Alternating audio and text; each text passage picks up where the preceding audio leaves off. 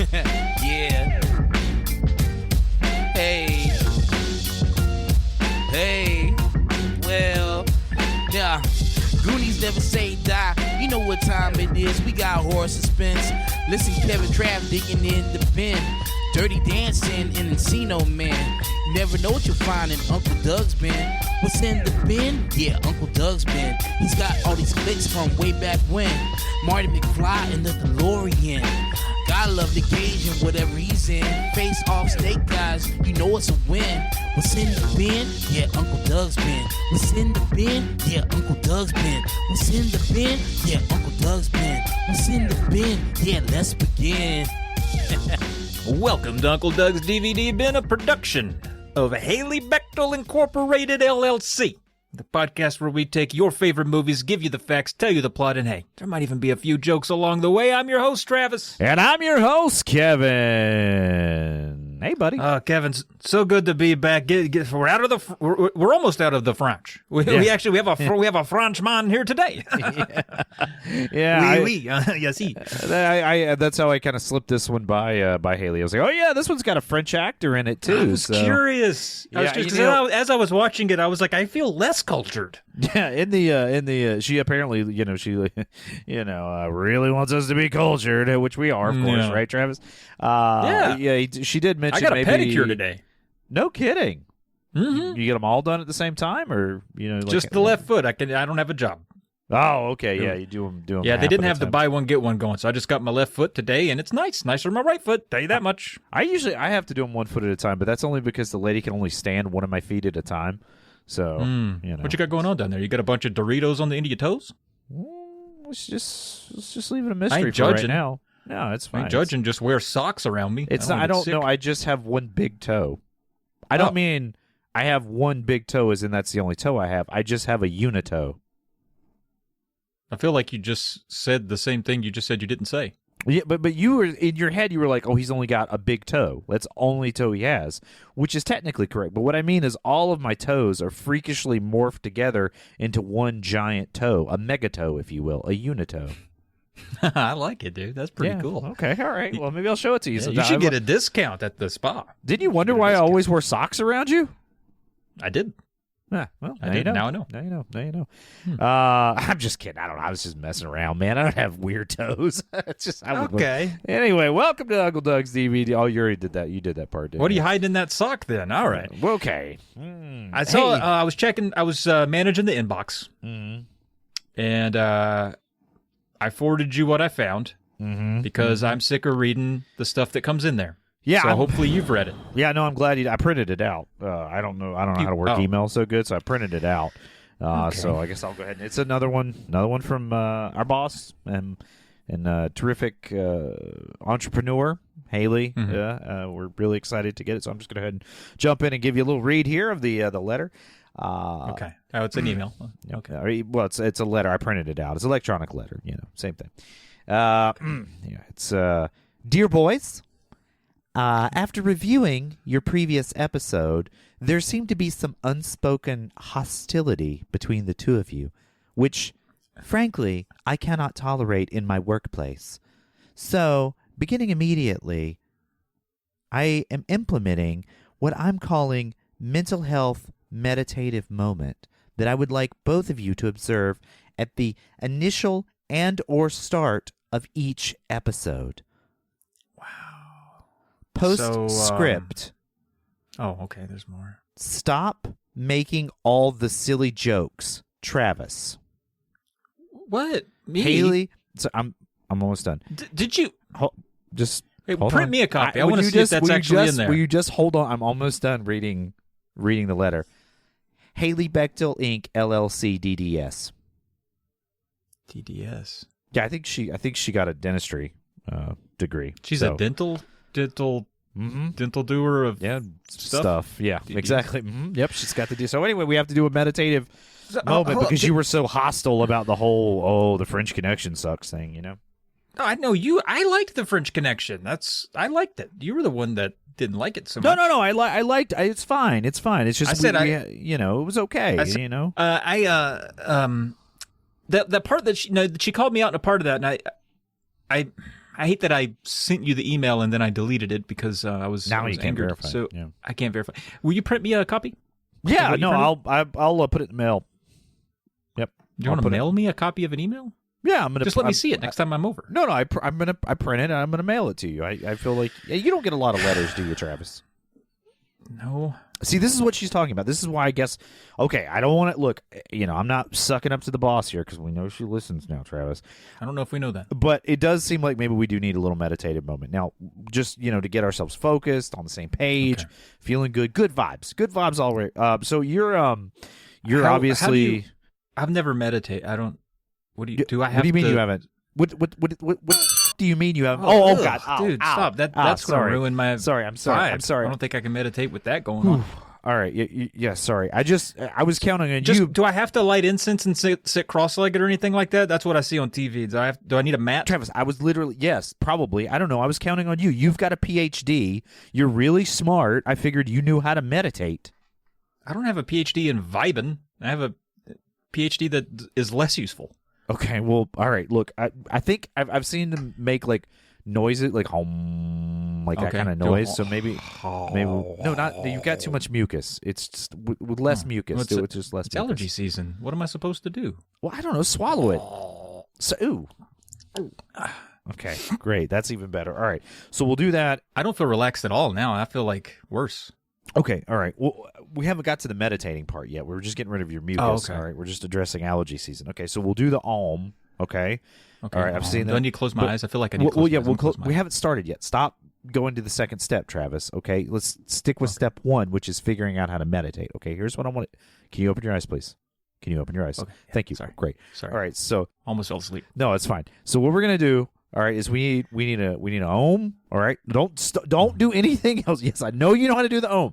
Okay, but Sorry, then I just when you do it, I just immediately really want to do it. I don't know why. Okay, and then after that, all right, we need like a mantra, something that we say that like reinforces us as podcasters and as people. So if you what do you think? What should our mantra be?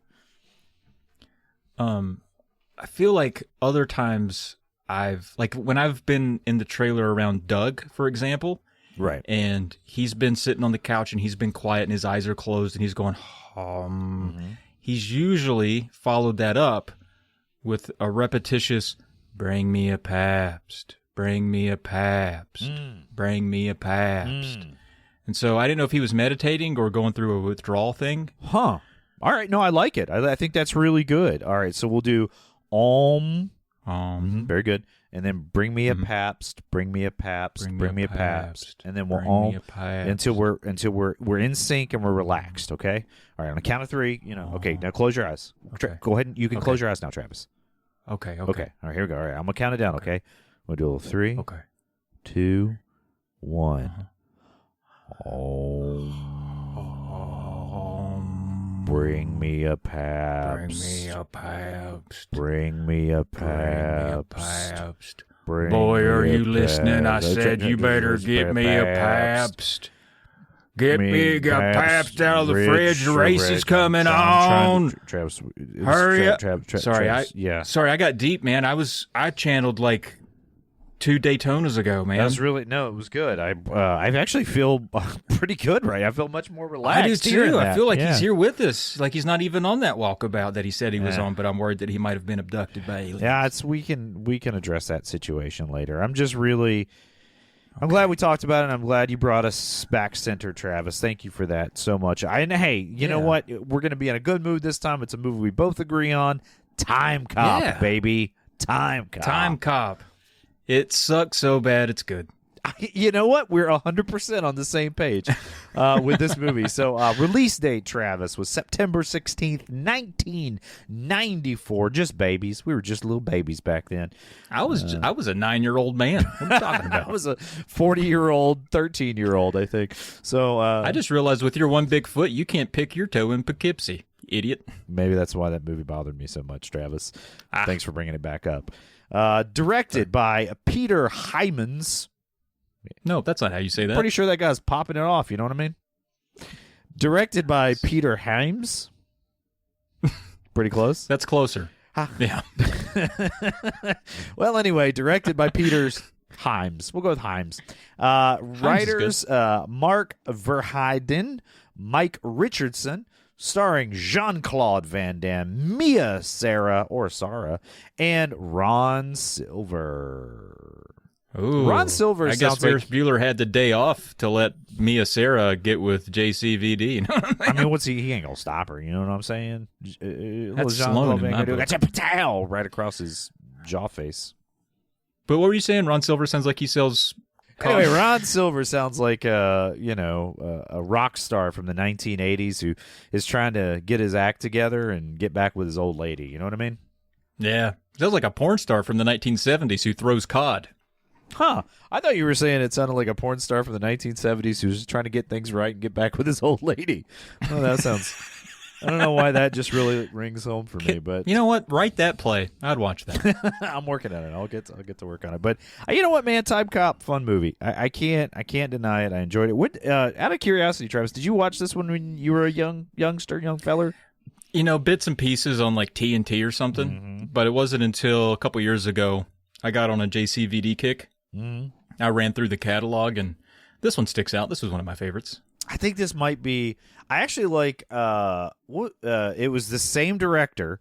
I cannot. I think it's Sudden Death is the name of the movie where like. Oh, that's a good one. It's in the hockey stadium, and like Jean-Claude Van Damme's fighting terrorists or something. But literally, that movie got greenlit just because of this movie. They were like, this movie's so successful, we're putting the same director and Jean-Claude Van Damme. Literally, they went from shooting Timecop to immediately shooting whatever. I think the movie's called Sudden Death, which is pretty wild. But I like that. What's your favorite Jean-Claude Van Damme movie? Out of curiosity. I have a soft spot. Here's a funny thing. My first Jean-Claude Van Damme movie might be my favorite, and it's Lionheart. And it's because when I was 5, I got dragged to a theater to watch it with one of my friends from school because my parents heard Lionheart, and they were like, Lionheart, Lion King, same thing, go ahead. And then I went, and out of the gate, it's rough. I'm pretty sure that movie traumatized me. I remember it being like Bloodsport, basically the same kind of plot, you know? Yeah, I'll have to go. Well, I know that movie is a lot. I know Bloodsport and Lionheart are probably both in the bin, so maybe they'll come out at some if we point. could get that, or Double Impact, or Universal Soldier, or Hard Target, any of those, man, I'm down. Street I love Fighter, me some why JCVD. not? Street Fighter. Oh, Death Warrant, Kickboxer, sign me up, Big Dad. I like Kickboxer too. That's the one where they put glue on their knuckles and then grind them down in some glass so they're really punching. That's legit, man. I want to do that. That's hardcore, dude. I want to get in a glass fight with somebody. Well, speaking of other things that I want to get into, how about some of that 6 Degrees of Texas Chainsaw Massacre? Travis, were you take the movie, the last one that we did, which was The French Connection, okay, and then vis-a-vis actors that were in that movie, vis-a-vis to other actors that have been connected through different movies that they've been in originally, getting back to the film that we're covering this time. In other words, connecting the last film that we did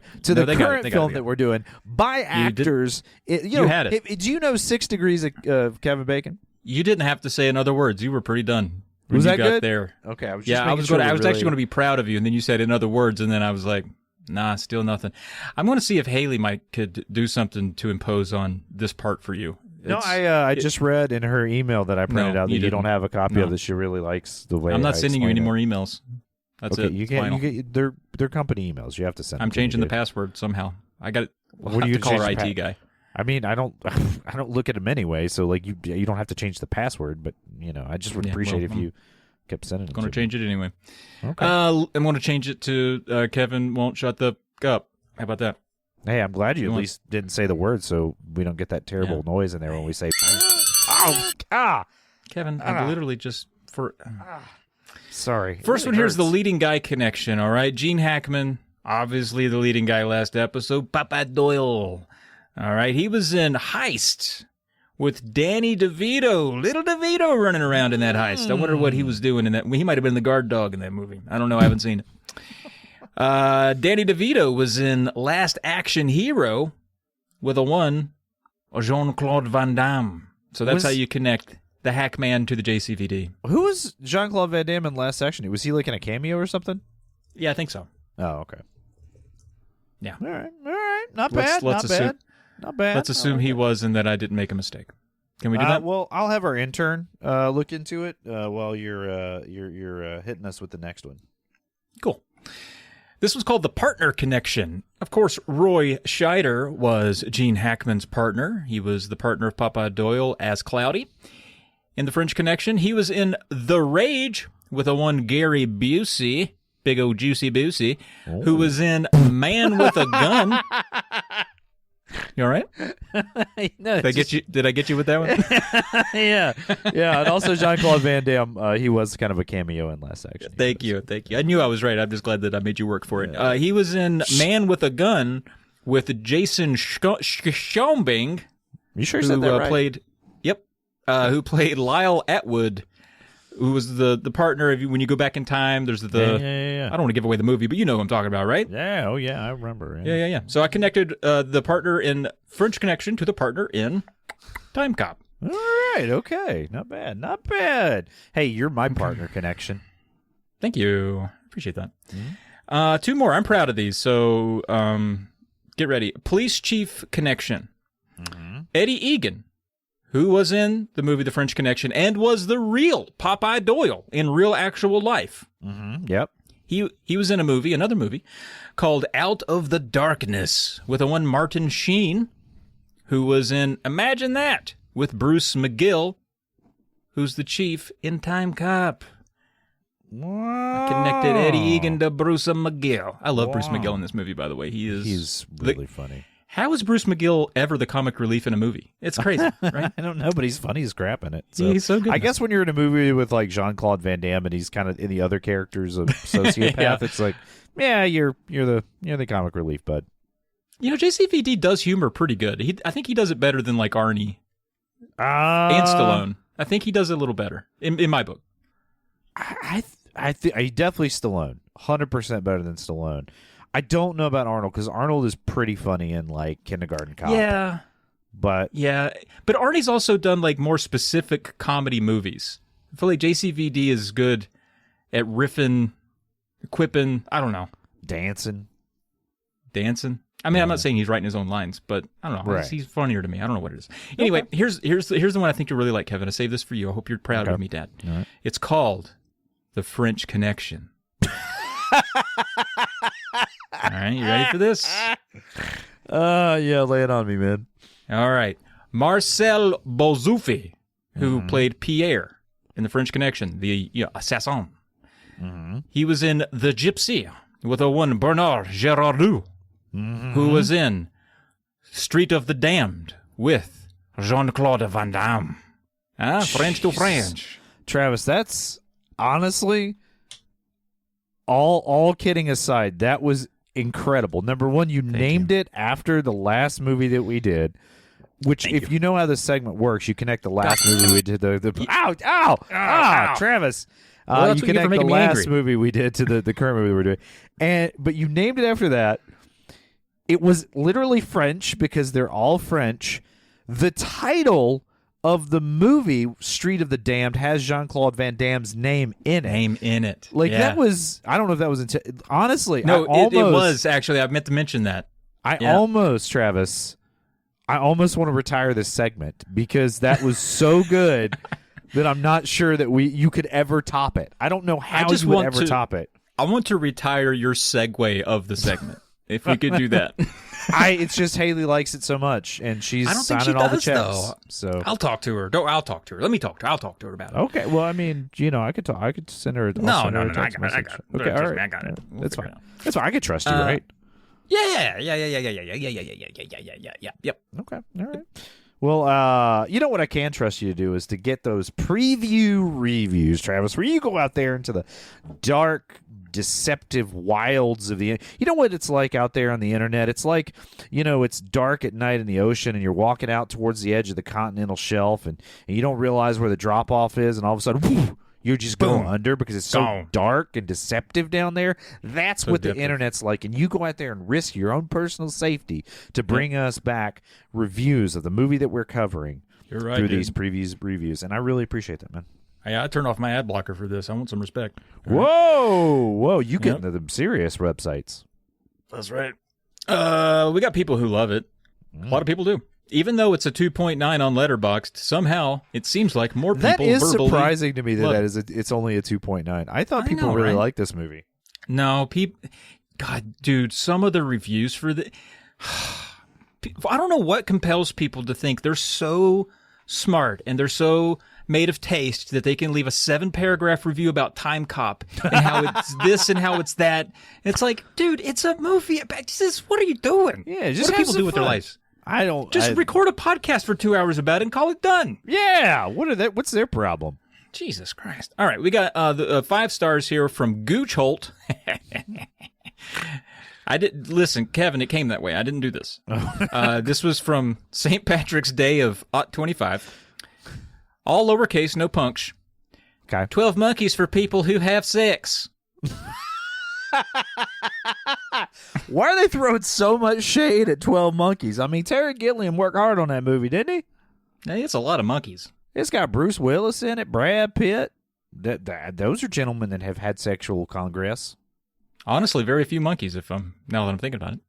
Yeah, I don't remember. Is there a monkey in that movie? Just Brad Willis.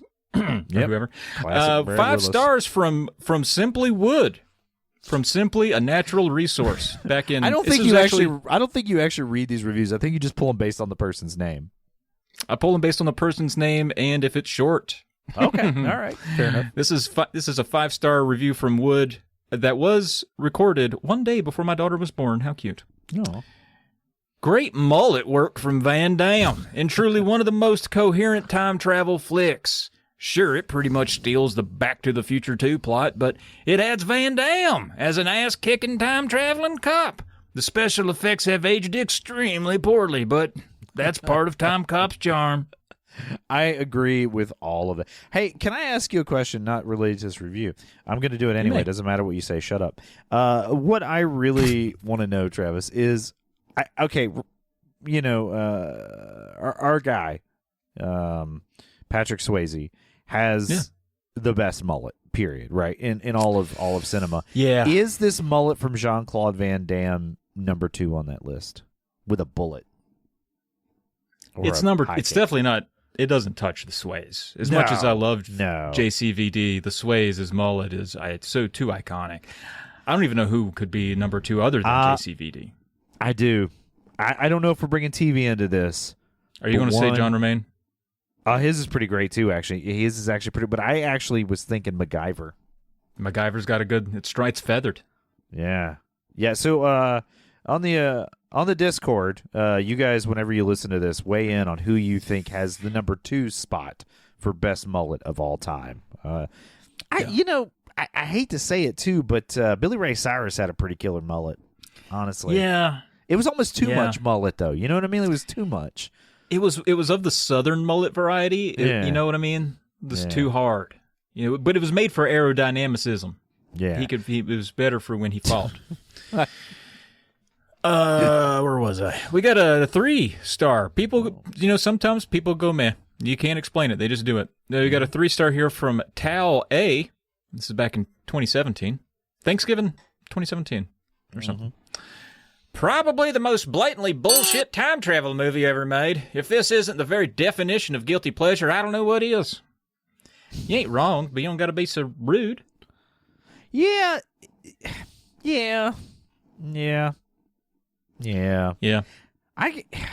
I'm almost past the point in my life where I want to say a movie I like is a guilty pleasure. It's like, I just like it, and I don't care. Yeah. I don't ever feel guilty about liking something.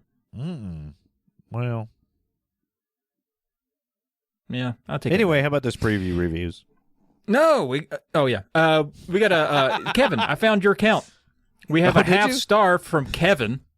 Look at this piece of garbage. No way, dude. He just says, again, all lowercase, no punch, one of the worst things I've ever seen. Followed up by It's Me, a 1-star that says, no reason for Jean-Claude Van Damme to exist. Jeez, man. I know. Followed by another 1-star from Sweet Little Hi-Fi, who says, more like Time Robber. Okay, that's fair. They think they're clever. You thought that was clever? Okay. I mean, they are stealing things, so yeah, I mean, I guess so. Fair. I like this one the most, though. This is a 1-star from Kezia earlier this year. Time Slop.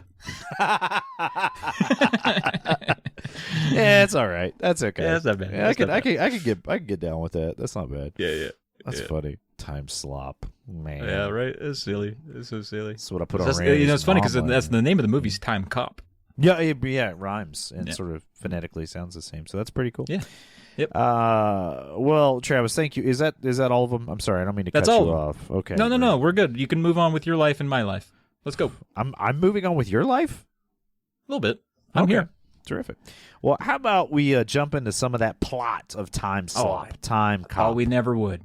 Yeah. Well, the movie opens with nice little musical number. Nothing to write home about. But the musical score hits this like heavy, sharp sting right when Jean-Claude Van Damme's name pops up, versus like normally it would be the title card that would get that particular right emphasis, but not in this one. No, we know what we signed up for. We signed up for some Jean-Claude Van Damme. And I hope Haley doesn't want us to bleep all the Van Dammes. You don't think? Okay. Well, she probably does if you say. But if you say Dom, it's fine. You just gotta say Jean-Claude Van Damme. Sounds more French. Okay, got it? Oh, good. Yeah. We're okay. We got this covered. So the Timecop and time card pops up here.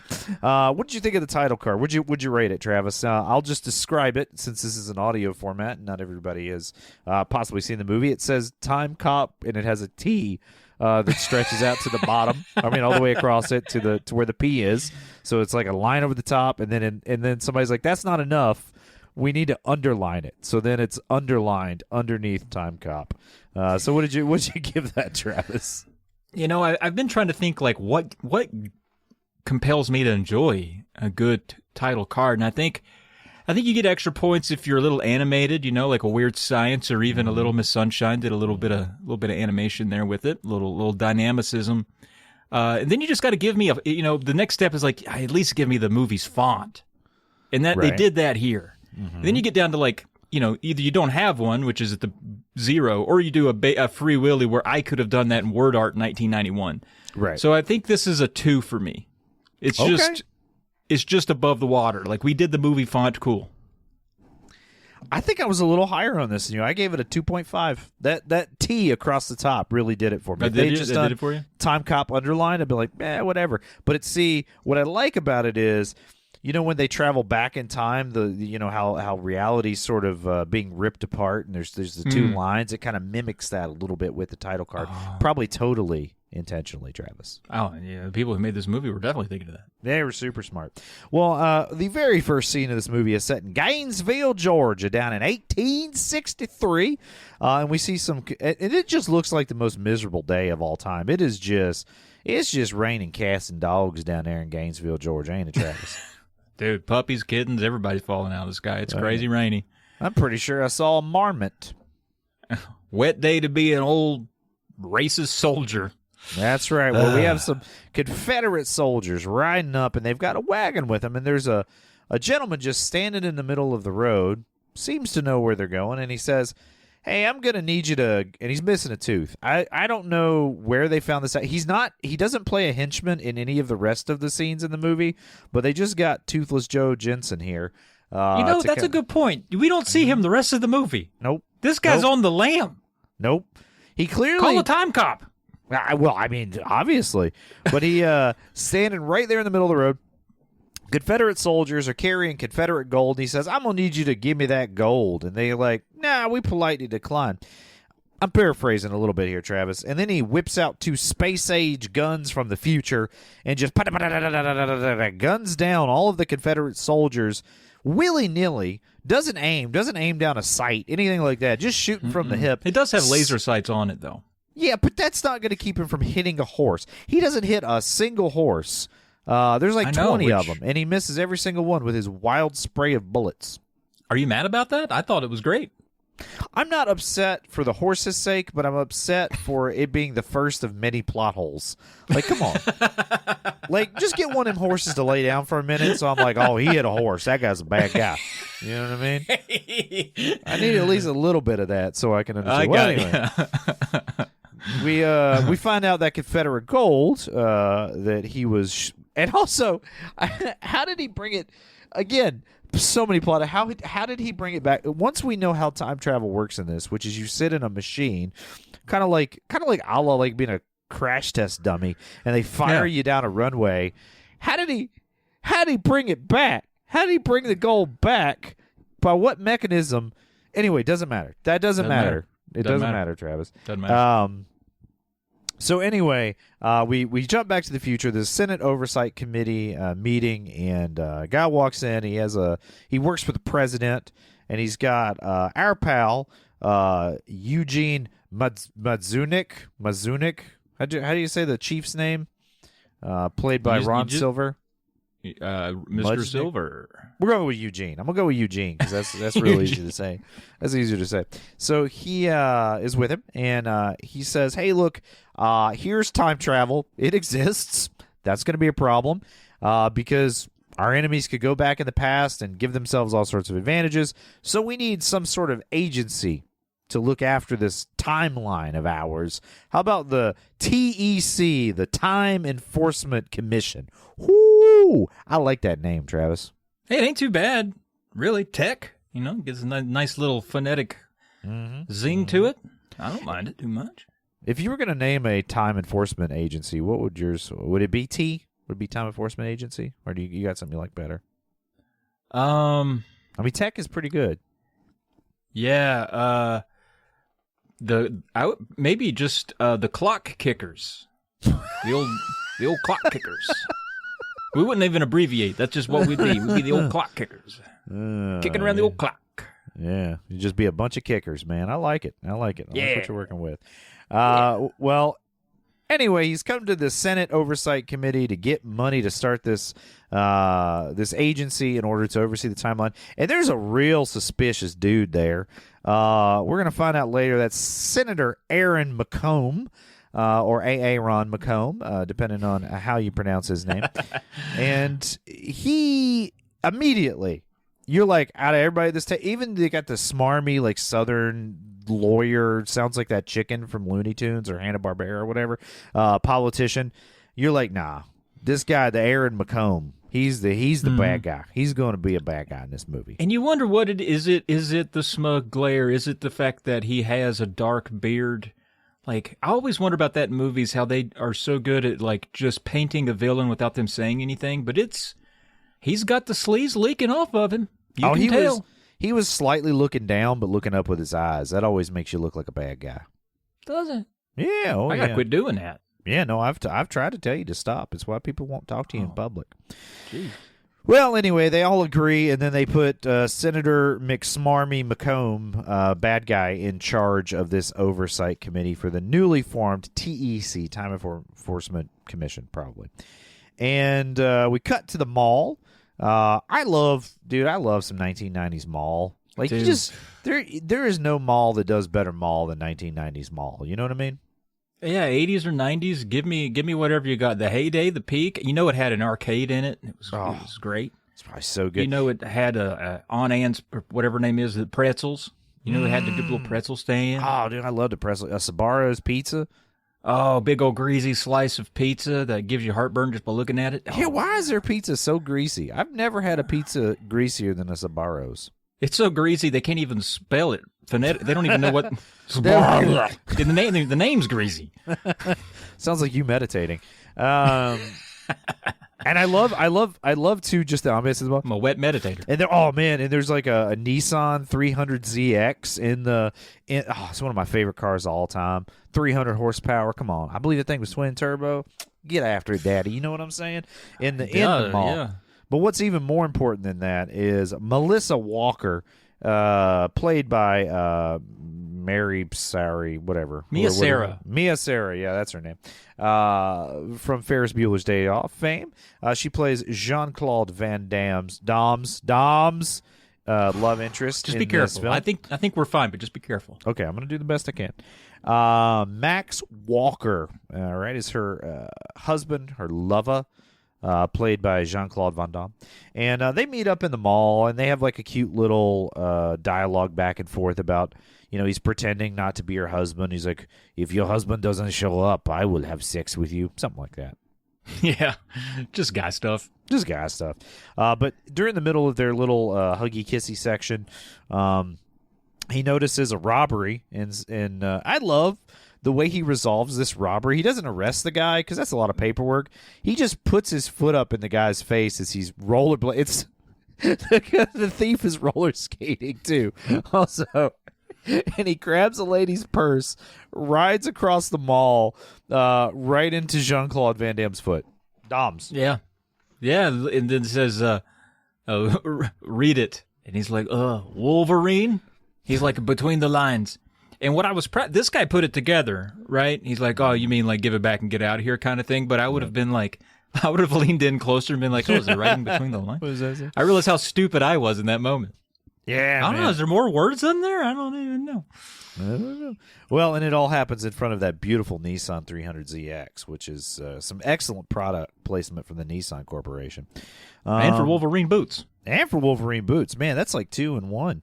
So anyway, he goes back to his lady, and they decide to... there's some sort of bad guy-looking dudes, one Yeah. up on the causeway. He just has a sense for bad guys, whatever it is. You know for they're some bad reason. guys because they look like the bullies from the Power Rangers. They the putties? They look like the putties? Yeah. Well, no, they look like the two bullies in school. I don't remember their names, but they had similar hairstyles. Devin and Cletus, probably. Okay. Well, anyway, Devin and Cletus are up on the the walkway over top of the ground floor of the mall. So they're kind of watching them. Little eye contact there, nothing major. We're just like, oh, those are probably bad guys. That's gonna be relevant later. So he goes back to his dear sweet wife, dear sweet Melissa Walker, and they decide to go home and get to the business. You know what I'm saying, Travis? No, what do you mean? Because they're starting their own Sbarro franchise. That's right. I remember that part. No, they have sex. Oh, Yeah, that part. I say the business because it just sounds fun. He's got a way better butt than she does. I noticed. I don't know if I don't know if that's Probably all them splits, dude. Yeah. You got some hams back there, dude. Yeah, man. Well, you do get some light nudity here. I would say, You get all of his butt. You almost get see a the hole. You get a lot of bobbin Van Damme butt. Little bubble butt. So if that's something you're looking for in a movie, this movie's got it for you. Well, they make sweet business all afternoon, and kind of She never gets a chance to tell him the news. No. Between all that business, she's got something on her mind, but it just never comes up during the business. No, it just doesn't. Well, something comes up, but not the news. So they the business, of course, it's a phone call. I mean, Travis, a phone call. Oh yeah. That's actual business. Yeah, and so Max Walker is getting called into work. Apparently, someone's sick. There's nobody else to police the mean streets of Detroit. Probably, let's just say yeah. No, Washington D.C. They're in Washington D.C. is where they're. What's wrong with you? Come on. Yeah, right. I don't know. I just like Detroit. It's a great place, but. He gets called in, and she's like, I have something I need to tell you. And he's like, well, could it just wait till after work? Now, Travis, I'm no expert on the fairer sex. In fact, I would say perhaps I haven't always done as well as I'd like with them. But I feel like if a lady woman has a little emotion in her voice and says she needs to tell me something, I shouldn't go, can I just talk to you about this later? God. You can save it, right? Come on. Because I ain't got time right now to hear what you're bitching about. I'm sorry. Travis. Jeez, man. Well, she is a much nicer lady person than I would be and says, sure, we can talk about it after you get back from work. So he walks out the door and pow, gets cracked right in the face, Travis. Yeah, dude, what happened? Did the guy who called him out to work set him up? Nah, that I can't answer. But what I can answer is those goons from the mall have showed up, and one of them grabs his wife, Melissa, and is dragging her up the stairs by her hair and her bathrobe. That's not nice. That's not a very nice thing to do. The other two bad guys, they're also not being nice. Especially to a lady with news. Yes, she has news, which we don't know what it is yet, Travis, but she has news. Which, if you've ever watched a movie, you know what her news is. There's only two things that... Well, it could either be chlamydia or a baby. Yeah, that's true. Could be, you're right, it could be one or the other. Well, anyway, the bad guys that have stayed out there with Jean-Claude Van Damme, Max Walker, basically beat him up and then shoot him 2 times in the tummy. And then they head on inside to finish up their murder rounds for the evening. Yeah, okay, this is just the first of several opportunities they had to shoot him in the head. Right. And they're like, all right, yeah, we got him. You sure he's dead, boss? Yeah, we shot him a couple of times. Where'd you shoot him? Exactly where it won't hurt him. He was wearing a bulletproof vest. Yeah, we were so shocked when he sat up and he wasn't dead yet, and he had the Kevlar on. And I always love in a movie when someone gets shot. I've never seen anybody get shot in a Kevlar vest in real life, but how they always like sit up and they open up their shirt. Got to look at it. So that we know there's a Kevlar vest there. Yeah. So I just wonder in real life if that's the way it works. Well, anyway, Jean-Claude Van Damme, Max Walker is running into the house, and the house explodes. Oh, we also see a mysterious man who's probably that senator from earlier, standing in the window with his wife, and the house, boom, explodes. He's thrown back, and he's doing some serious acting here, dude. Like, he's covered in blood, breathing heavy, sitting in the rain, looking so emotional and confused, maybe still a little horny. And the blood on his face, it just makes it look like he lost a watermelon contest. How do you lose a watermelon contest? I don't know, but he's ear to ear covered in red, and he looks sad. Why were you covered in blood after a watermelon contest? What kind of... It was still frozen.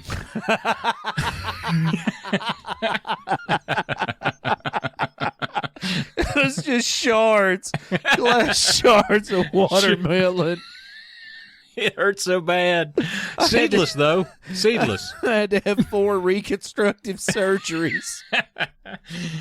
It looked like I'd been in a Saw movie. Anyway, all of that happens, or at least some of it does. Now, after he's sitting in the rain, emotionizing, we cut back in time. We're in the 1930s? 1929, I believe. 1929, right? We're getting the feeling this is right around the great stock market crash, because 1929, October 30th, 1920. It's actually written right here in my notes, and I just can't read. It's also on the screen. It is on Wall the screen Street, right here in Wall Street. Well, they're heading into. We meet Atwood, who is we know him as Atwood right now. He's heading into big time Wall Street investment stock firm, whatever those things are called. And there's a dead body outside on the sidewalk who apparently leapt to his death, presumably, because of the great stock market crashing that was occurring. And he he sees somebody on the way in. He's like, yeah, well, shit happens. Oh, sorry. Oh, sorry, Travis. Ow. But that happens. He's like, it happens. So he heads on in the building. I think my favorite interaction in the movie is he gets in the elevator, and the elevator attendant is, driving the thing up to whatever floor this guy works on. And Atwood's like, we had another suicide. Another guy jumped out of a window. He's like, if this keeps up, you'll be out of a job, Mickey, or whatever the guy's name. He's like, nah, only the going down part. Which makes so much sense to me that I was like, dude, I love him. He's thought about that one. He's been cooking on that one. That's a good one. I wonder if he's told everybody that joke on the elevator today, and like Atwood's the only one that appreciates it. Well, probably, yeah. We head into Atwood's office. He seems like kind of a big shot, and they have that old. I love the old ticker tape stock tracker. I don't know how that thing worked, but it's pretty cool. It's like a dome, and then it's printing out what all the stocks are. And Atwood sits down at his desk. We're like, oh yeah, it's 1929, whatever. He pulls out a modern day AKA of 1990 or 2004. 2004, yeah. 10 years in the future of the movie's current timeline. But in our past, in our timeline. In our past. Well, he pulls out a modern day for the movie USA Today, and he's checking the stocks and that, and he pulls out a Walkman and starts listening to what's the name of that song? Sleaze Bucket, I believe is the name of that song. Dude, yeah, I had the subtitles. I never heard this song before, to be honest with you. And I had the subtitles on, and I was like, "This is what you go back in time and listen to? This is garbage." It was on the soundtrack. It was somebody's cousin, probably. But anyway, terrible. He is checking stocks in the past and the future, presumably buying stocks that he will then sell in the future to make all kinds of money. I assume that's how that scam time travel works. I don't know why you wouldn't just get like the sports almanac and go back and just bet on all the stuff. You don't need to play the stock. This is too much math. Just go back and be like, the Yankees are going to win. Here's all my life savings. Again, that is the plot of Back to the Future. That is quite literally the plot of Back to the Future. Maybe Back to the Future got it right. Well, they did, but like you can't just go like, I'm making a movie after the Back to the Future. I'm just going to take the exact thing they're doing. So they did something. What I would be like is, why don't you just go back 2 weeks and give them like the winning lotto numbers? Although winning the lotto is very high profile. So I don't know. Anyway, doesn't matter. We're terrible at being criminals. These guys are better at it because they're using stocks and bonds. So while he's wheeling and dealing, all of a sudden there's a shimmer in the air, and Max Walker appears, and he says, "Hey there, Atwood, Larry, Steve, Jesse, whatever your name is. I got to take you in." Turns out they were partners, Travis, partners in the TEC. I think it's Lynn. Sure. Lyle Atwood, sorry. Yeah, Lyle. Turns out they were partners, and I guess Lyle, I don't know if he took a sabbatical. I don't know why he doesn't work there anymore, but he decided to go back in time and make himself some money. So he calls in security.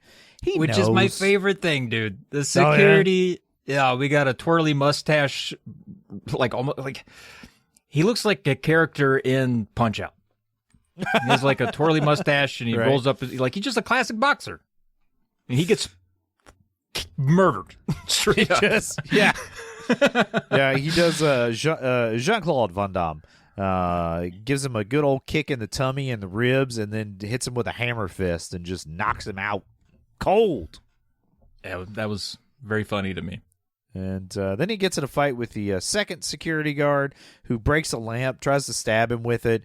I don't know. He beats the guy up with a pool stick. I don't know where the halves of the lamp actually. It's part of the lamp. Yeah. So I was like, gosh, they made a hardy lamp back in the day, didn't they? My goodness, you could whack a guy several times with the lamp. He hits him in the taint too, like right in the taint. He does, straight up. Like, easy, buddy. Like, you could have just hit him in the head, and knocked him out. You ain't gotta make it hard for him to ride his bicycle home. That's Tain't no light down there, I tell you that. Taint. Well, while this is happening, Lyle Atwood says, "You know what? I can't fight this guy. I'm just gonna get a shotgun." So he gets a future shotgun that he had in his desk drawer and starts firing rounds at Max, but he misses. He also, thankfully, misses his secretary. He doesn't kill her. Runs out of bullets.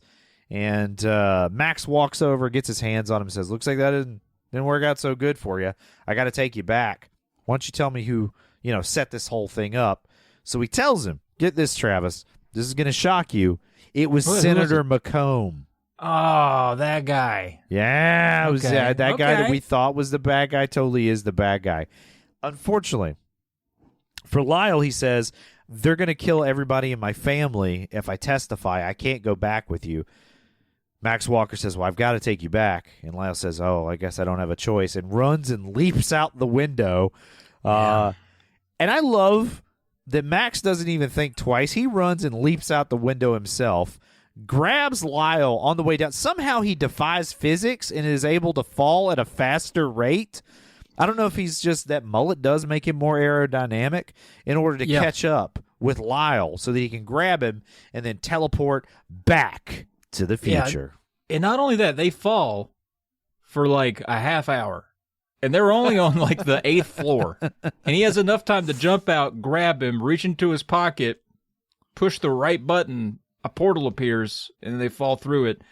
And then my favorite part, the guy on the ground that was tending to the previous dead body was like, "Hello, Pete. What in the world?" I just see a fall. I'm just seeing dead people jump out of buildings, man. I need a weekend. Well, back at the TEC, Lyle is encouraged by Max to testify against, and he just goes right to the judges. It's like a tribunal. Yeah. And Lyle refuses to testify because he's like, they'll just kill my family. And so they put him to death by zapping him back in time to finish the fall to his death. Here's another plot hole, Travis. So the way they time travel back, and we'll get to that in a second, is they put him in a thing that looks like a car and then hurl them forward. And it seems somewhat unpredictable. Sometimes they just drop him in the middle of a lake. How did they magically get him back to the exact point in time where he was falling when they can't do that at any other time? No idea, Kevin. Why would I know this? I don't know why.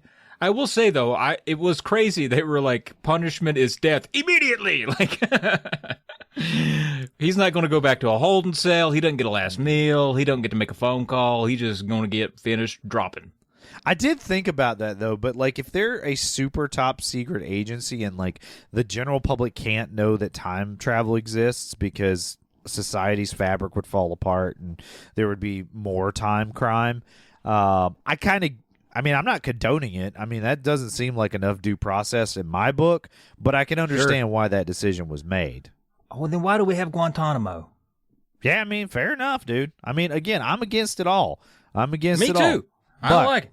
I'm just saying that's probably the reasoning and logic that they used. But I'm still confused about how they got him back. I don't know that one. Doesn't matter. I don't know that So, Max is completely unfazed by his partner being killed, and walks into the main control center where time crime is happening. And Chief Eugene, is laying down the law, telling people, hey, we got to go catch these bad guys, whatever. And so Max wants to talk to him. He says, hey, man, I really got to tell you something important. Right when he's getting ready to do that, that's when the government oversight committee walks in with one Senator A.A. Ron McComb. A.A. Ron McComb. Mm-hmm. And he, at first you're like, oh, he's going to be a proponent of this. We're going to, because obviously he's apparently likes the time travel because he's using it to his advantage. But that is not the outcome of this meeting.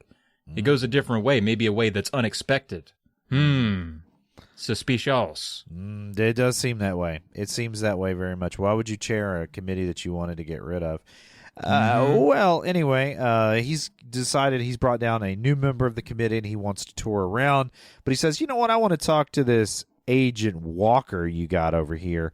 And I heard he's a hunk with a sweet mullet. And a nice butt. He's got butt for weeks.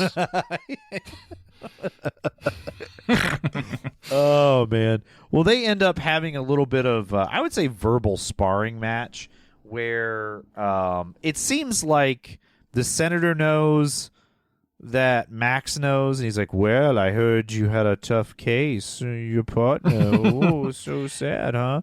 They have a bit of a smirk off. Yeah, a lot of smirking off. They're really smirking each other off.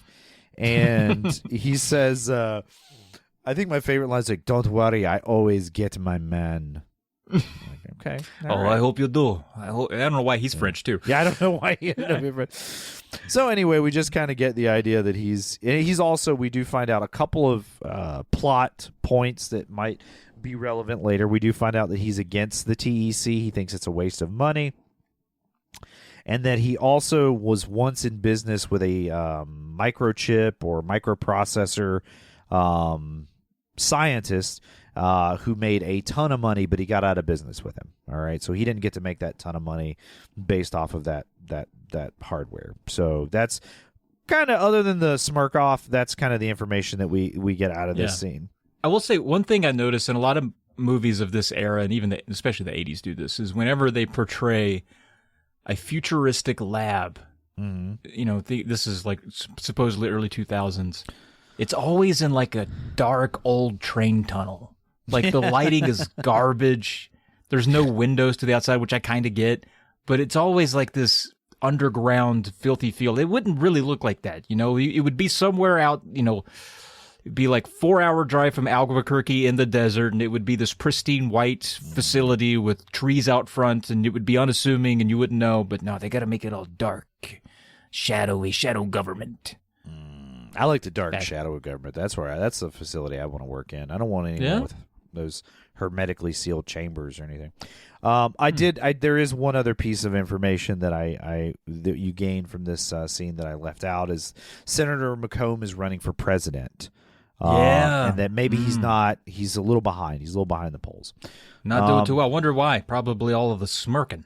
Yes, the smirking and the evil. You know, if there's one thing I can tell you is that the American populace would never elect a criminal, smirking, condescending, corrupt, terribly haired. They would never do it. The American people would never do that. I can tell you that. That's why I found this as a giant plot hole in this movie later. But right now I'm like, of course he's down in the polls. Of course. It makes no sense. Or makes complete sense, rather. So anyway, we cut to the senator's car. He kind of run in a limo. I love the car props in this movie. Yes. They're like... And what was funny is this movie is not that far out. 10 years. Yeah, they're like... Supposedly 10 years. Cars but are just going to look They're bonkers. driving in... These are cars I drew when I was in kindergarten. But I love them.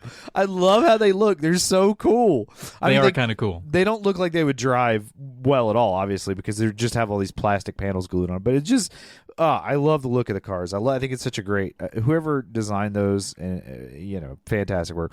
But in the back of the senator's limo, he's eating some snacks. And he gets upset with his assistant for saying that he wouldn't be able to, raise some money or do something. He just smashes his assistant's face in the side of the car. But he barely does it. And this guy, it's such a flop. It's like watching a soccer match. The guy, he flops into the window and hurts his little nose. He doesn't even push him that hard. I rewound this 30 times and was like, no way. Yeah, and the guy immediately grabs his nose, so you can tell he's popping the blood packet, So when he turns around, he's got a bloody nose. I feel like, though, and hear me out on this, Travis, if you worked for a psycho like Senator McComb and he thought he hurt you, you'd want to play it up a little bit, or he might just kill you. He might be like, "Oh, that didn't hurt." I don't know. You don't want to do like a hit me again, Ike. Yeah. Right. Yeah. Exactly. So. Anyway, we find out that Senator McComb is convinced that he just needs more money to become president, and he's also real mad at he believes that running television ads again. We know that nobody would ever elect someone who had been for example, a reality television star that was on TV a lot. We know that would never happen in this country. But Senator, it's so dumb. Yeah, nobody I know is dumb. But Senator McComb believes that the more TV time he gets, the more likely he is to get elected. So he wants to steal more money in the past to be able to afford that. So back at the TEC, Max tells Eugene that McComb's bad. Basically, here's the whole story. Lyle, spilled his beans, spilled the tea, spilled something. Anyway, he told me about it. Yeah, his tea beans. His tea beans, yeah. Those, oh my God, so good. Well, anyway, there's a funny. You were probably chuckling at this when he's like, he's like, well, I'll tell you what, I'm not corrupt. And when Eugene runs over his character's like, I'm not corrupt, and then Max doesn't even acknowledge it. He's like, you're supposed to say, I'm not corrupt. He's like, oh yeah, no, you're not corrupt. Yeah, whatever. Yeah, they have various versions of rapport in this, depending on what time of the movie it is. Right, yeah, exactly. It always feels kind of the same. They're very chippy with one another, but in a fun way. I like it. Well, anyway, Eugene invites Max to dinner, and Max declines. And then apparently he's a workaholic since his wife got murdered, so he just tells him, hey, man, you got to go home. It's in the manual, which I think is it's in the manual, I think. And but no, Max is like, nah, I just want to stare at pictures of my dead wife and then go home and get drunk and watch videos of my dead wife. So I'm booked. I mean, honestly, though, if my wife died, that's probably what I'd spend most of my nights doing, Yeah, for the first year. But after that, I would probably work into Scooby-Doo, maybe some Gilligan's Island. I'd mix it up afterwards. Wait. So, if my wife died, you'd only watch videos of her for a year and then you watch Scooby-Doo? Yeah, I would be respectful to your wife, absolutely. Okay. Well, I appreciate that, man. I appreciate you grieve with me. Thanks so much. You'd have to send me the videos. I'll mail them to you. I got you. Well, anyway, that's basically how Max spends most of his nights is getting hammered and watching videos of his home movies of his wife and being sad. Well, he wakes up the next morning. Also, he just seems lonely. He's lonely, Travis. Lonely guy. Too handsome to be lonely in my book. Way too lonely. We get some chirping from the talking heads on the TV as he's kind of waking up. And then all of a sudden, two goons have showed up at his apartment to try to kill him, presumably sent from the senator. And sent from the 1400s. I don't know. These guys, they fight weird. I feel like if you were like, all right, I need you to go to assassinate this guy. Now, we know he's like a highly accomplished martial artist and trained killer. He's good at what he does. All right, we're going to send our best guys. We're going to send a guy with exactly 2 knives that has he has no element of surprise. And a guy with a taser. And a guy with a super taser. It takes a little bit to charge. It's like, should we just take guns? We have guns, right? It's like, yeah, we got guns, but what fun is that? Let's make it ridiculous and lose. That would have been my. If I were the assassin, I would have just walked in and shot him in the head while he was asleep. I just feel like that's probably the go-to there. Roll the credits at that point. But instead, no, they engage in mortal combat. Travis, if you would do the theme, that would be terrific.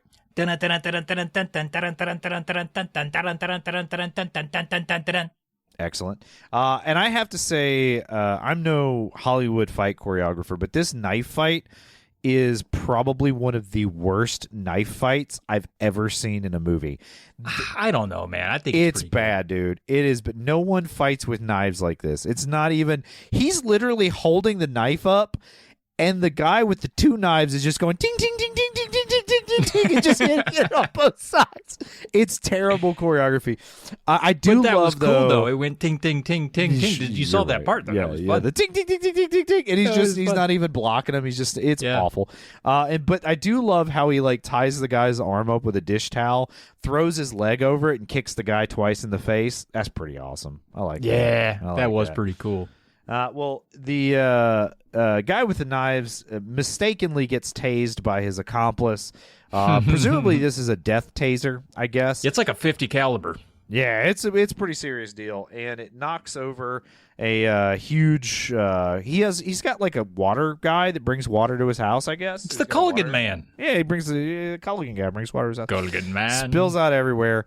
This is the most. Whenever I think of over-the-top crap in action movies, this is the first thing that comes to my mind. But the water spills out on the floor.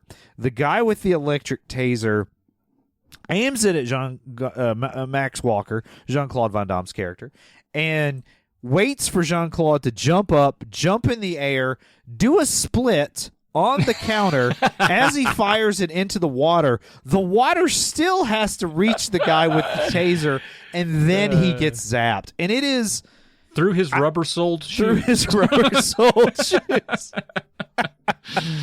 But the image of Jean-Claude Van Damme in his tidy whities, didn't mention this until now. He's in his tidy whities, shirtless, perched upon that counter, split. He does a split to jump on the counter. A full split, too. Very impressive. And then sparks shooting out of the ground is burned into my memory. Like, I won't remember my father's name at some point, but I will never forget the image of that was this moment. Was this your sexual awakening, this moment? I think it was my sexual insomnia is what it was. I don't know, man. Well, anyway, he's beaten both of these guys and running up the stairs. For some reason, we don't know why she was coming to his apartment. Seems weird. Could have met with him at the office. But his new internal affairs partners / tag-along, Fielding, not the bassist from Korn, but Agent Fielding, has, I think that's Fieldy, actually, now that I'm thinking about it. Yeah. Has shown up to investigate him. I don't know. And the police show up and arrest the 2 bad guys, and they head back to the TEC. Now, I I will also give Max a lot of credit because he drank a considerable amount of alcohol to have that kind of fight. Oh, yeah. In presumably at least his mid-30s to his 40s, first thing in the morning, and do no stretching to do a split on the counter, hungover. I mean, that's impressive, dude. Yeah, with that thick butt kiss. I mean, I don't even know. Does a bigger butt make it harder to split? I have no idea. In some ways it does. Yeah. In some ways it makes it easier. Sorry, you're talking about doing the split. I'm sorry. Yeah. I was mistaking you. Well, anyway, back at the TEC, Eugene tells Max that Internal Affairs is investigating him because Lyle was crooked. They're like, that makes sense. Your partner was crooked. So we're but most likely the senator has pulled a few strings, you know. He's got this Fielding in the situation to kind of investigate Max. Did you predict that during the movie or were you not? Not the thing that you're thinking about, but I did think the senator encouraged the internal affairs investigation. Speaking of an internal affairs investigation, there needs to be one on the tech guy that they have who is watching VR pornography at work. He's the tech. He should be able to do what he wants. That is not acceptable. No one else at work could see it but him. He's in a room with like 6 other people. Do you want to be in a room with a guy you're just trying to do your job? You just clocked in, ain't even had a cup of coffee yet. He is not doing his job. He is watching VR pornography, and I'm against it. He's exploring other tech. That is not acceptable, and I think he needs to be written up. And bare minimum, mandatory counseling, probably fired. He probably should be fired. But anyway, I think he should turn the headset over to me. To you? Yeah, exactly where I thought you were going with that. Well, anyway, they talk to the tech after he takes his headset off, and they're like, "Hey, I don't know if we even said it, but he's watching naked ladies on it." Yeah, pornographic VR. So he says, there's a ripple in time in Washington, D.C. back in 1994. Consequently, that was the year that Max Walker's wife was killed. Just keep that in mind. So they send Fielding, an agent who's never been, who's never done a time traveling thing, back into the past with Max. Wouldn't you think you would need to have like some NASA training for that? Wouldn't that be a couple weeks of spinning in a thing? They got to like get you acclimated to time travel, but they're like, all right, it's your first day? All right, come over here. Let me show you something. Dude, I would think at least you should be in the spinny thing at least one time. You know what I mean? Shouldn't you get like a manual too or something? Sign a waiver? I don't know. More paperwork. There should be significantly more paperwork. But after this whole VR pornography situation, I feel like there is a real lackadaisical attitude in this workplace that I am very much against. Because it ultimately it degrades the morale and the safety of the organization. And I am here to keep time safe. Travis, I can tell you've written a policy or two in your day. That's right. Well, speaking of, this is where we find out how the time travel works. They get in a capsule and it gets fired down a runway. I have no idea why there has to be a concrete wall at the end of it, but presumably, so it's high consequence. If you don't make it, you just die. I don't know, but you end up like the twins. Yeah, I do love this bit. So they talk about the Vollmer twins, and they keep making jokes about it on the way to the pod. And she gets in and she asked some question about time travel. I don't remember what it is. He's like, you should ask the Vollmer twins. She's like, fine, I will. Where are they? He's like, see those 2 red spots on the wall over there? Those are your friends that died, you jerk. What is wrong with you? They zoom out. There's definitely 2 red dots on the wall, man. It's great. I thought it was great. Also, this countdown's way too long. Yeah. It starts at 20. What are we doing? Like 27? It starts at 30. I don't know. Yeah, it starts at 30. What are we doing? It's super. But also, it's like, all right, 30 seconds. And they count down super fast. Like, all right, 30, 29, 28, 27. It's like, okay, these aren't seconds. What unit are we using? Well, they also, she is very nervous about this time travel experience. Of and course. He's not helping. And he just keeps working her up about it. But eventually, it goes off without a hitch, other than they ended up in the wrong spot. They get dumped into the lake there in D.C. near the monument. I forget what it's called. What's that thing called? I do Travis? like that. I am aggravated that it doesn't explain what happens to Lyle, but I do like the idea that the time machine can just drop them in a rough location, and it's kind of funny for them to just fall out into the lake. It is funny. And that is a good gag. It is a good gag, and they get out, and she's like, "So much for a dry run." I was like, "Nice, solid, appreciate that." Yeah. And there's a goose in the background. I don't know if that's relevant. I just really like. You write down everything, don't you? Good I note really picker. do, dude. I really do. We're not even You were there like, yet. I just remember the goose. Goose. Well, it just was like continuity error wise. Like, is that a real goose? Did they just need to sell that this was a pond for sure, and there needs to be a goose? Like, I don't know, because you would think like a goose in the background could be a problem. You know what I mean? It for continuity's sake. Anyway, it doesn't I thought matter. you meant like, is it an omen to have a goose in the background? I think that's an ibis. I think ibises or some kind of omen. Well, anyway, they have a little dialogue back and forth. He's like, "Hey, we're back in 1994." She's like, "Oh, tomorrow's my birthday." She's like, "I'll be turning 16. I should call myself and tell me not to sleep with Bobby Morgan." And I love this line. This is so funny. Max great. Walker goes, "A smart woman would call Bobby and give him some tips." Yeah, give him some advice. Heck yeah. Oh, it moved. It's a real goose. It is a real goose, yeah. everybody. It was, in fact, a real goose. Okay, correct your notes. It's a stunt. It was a stunt goose hired by an animal wrangler to That work was in Tom this film. Cruise goose. Tom Goose doing his own goose stunts. Well, anyway, they head down to where this ripple in time has occurred, this error in time, and they're just kind of getting to know each other. She asks about, does he have any family? They just kind of get to know each other, and they get to this warehouse, and it's the shucks, I can't remember. The Jack and McComb are the two. Well, you remember we talked Parker. That's what it is. Parker and McComb. Now, you remember we talked about earlier. There's a little thing here where the senator was in business with this scientist, and then he got out of business with him. Yeah, microchips. He lost Microchips. Yeah. Well, they've arrived at the McComb Parker warehouse. Again, a totally derelict place where science is happening. Yeah.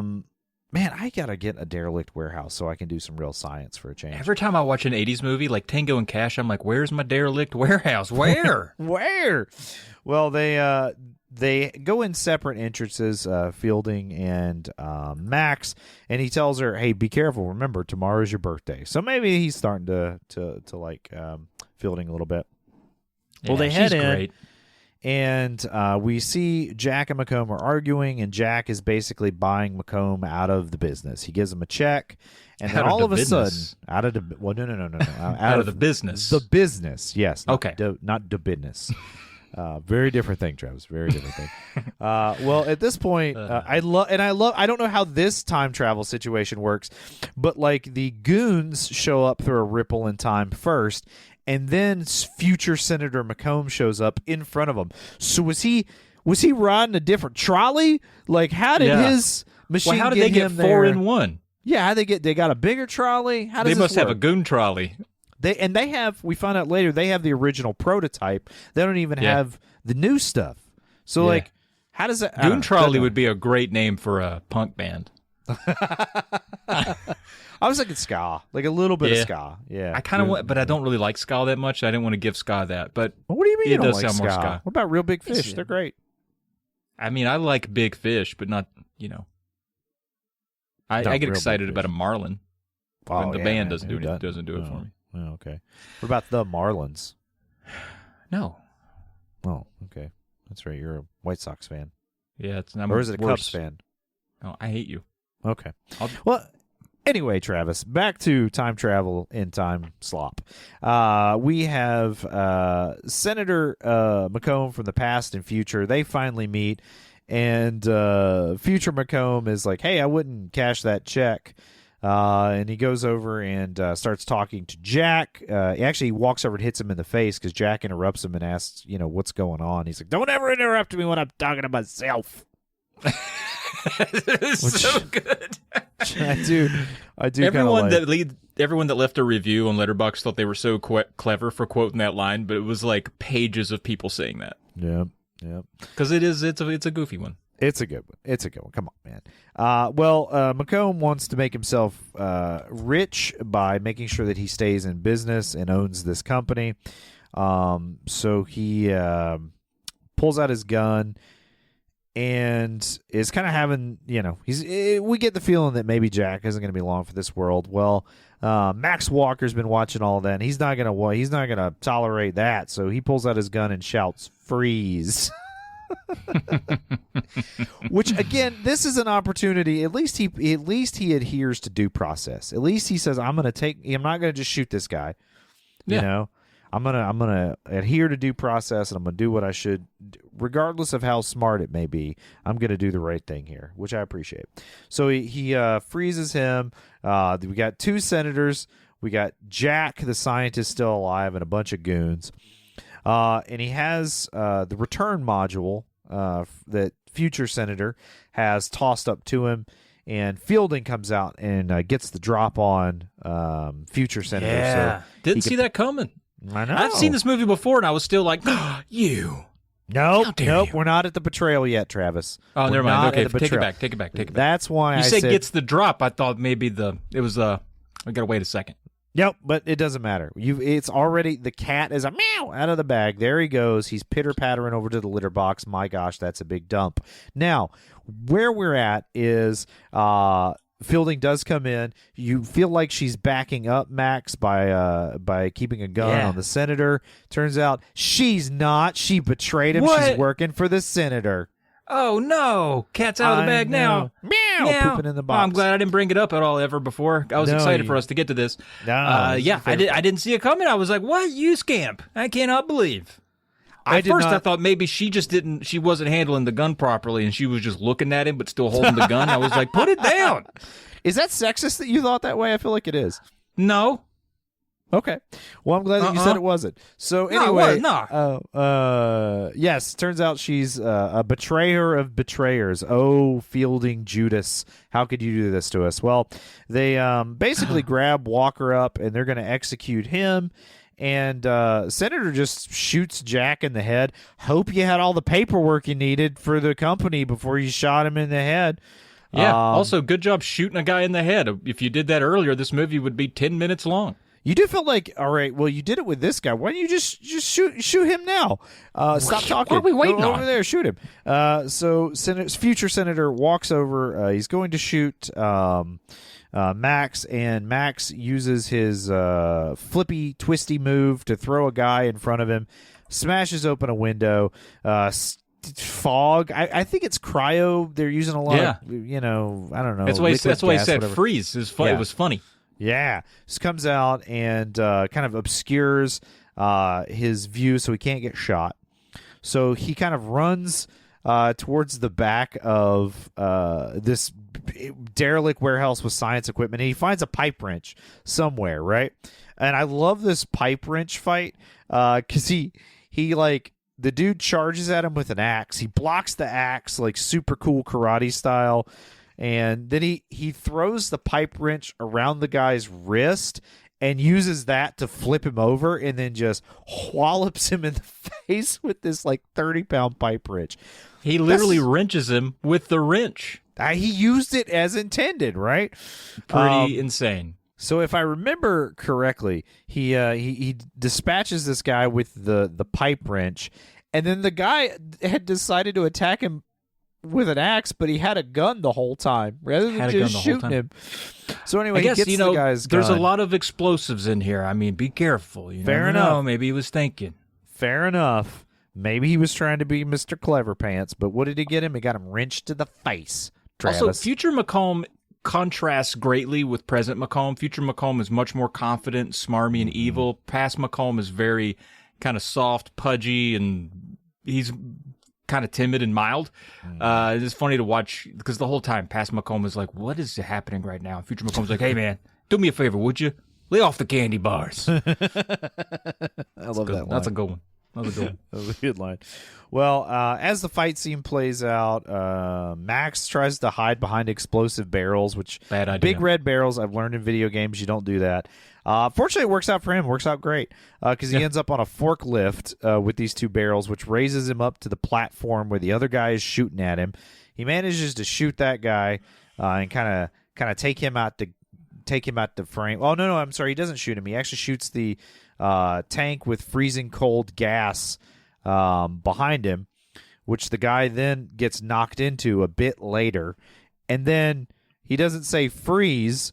He says like happy birthday or something. I don't remember what it is. No. And then he kicks the dude in half and the guy shatters. He's like, happy birthday. I mean, the one-liners in this are pretty weak. It wasn't happy birthday. It was something. But have a nice day. Yeah, have a nice day.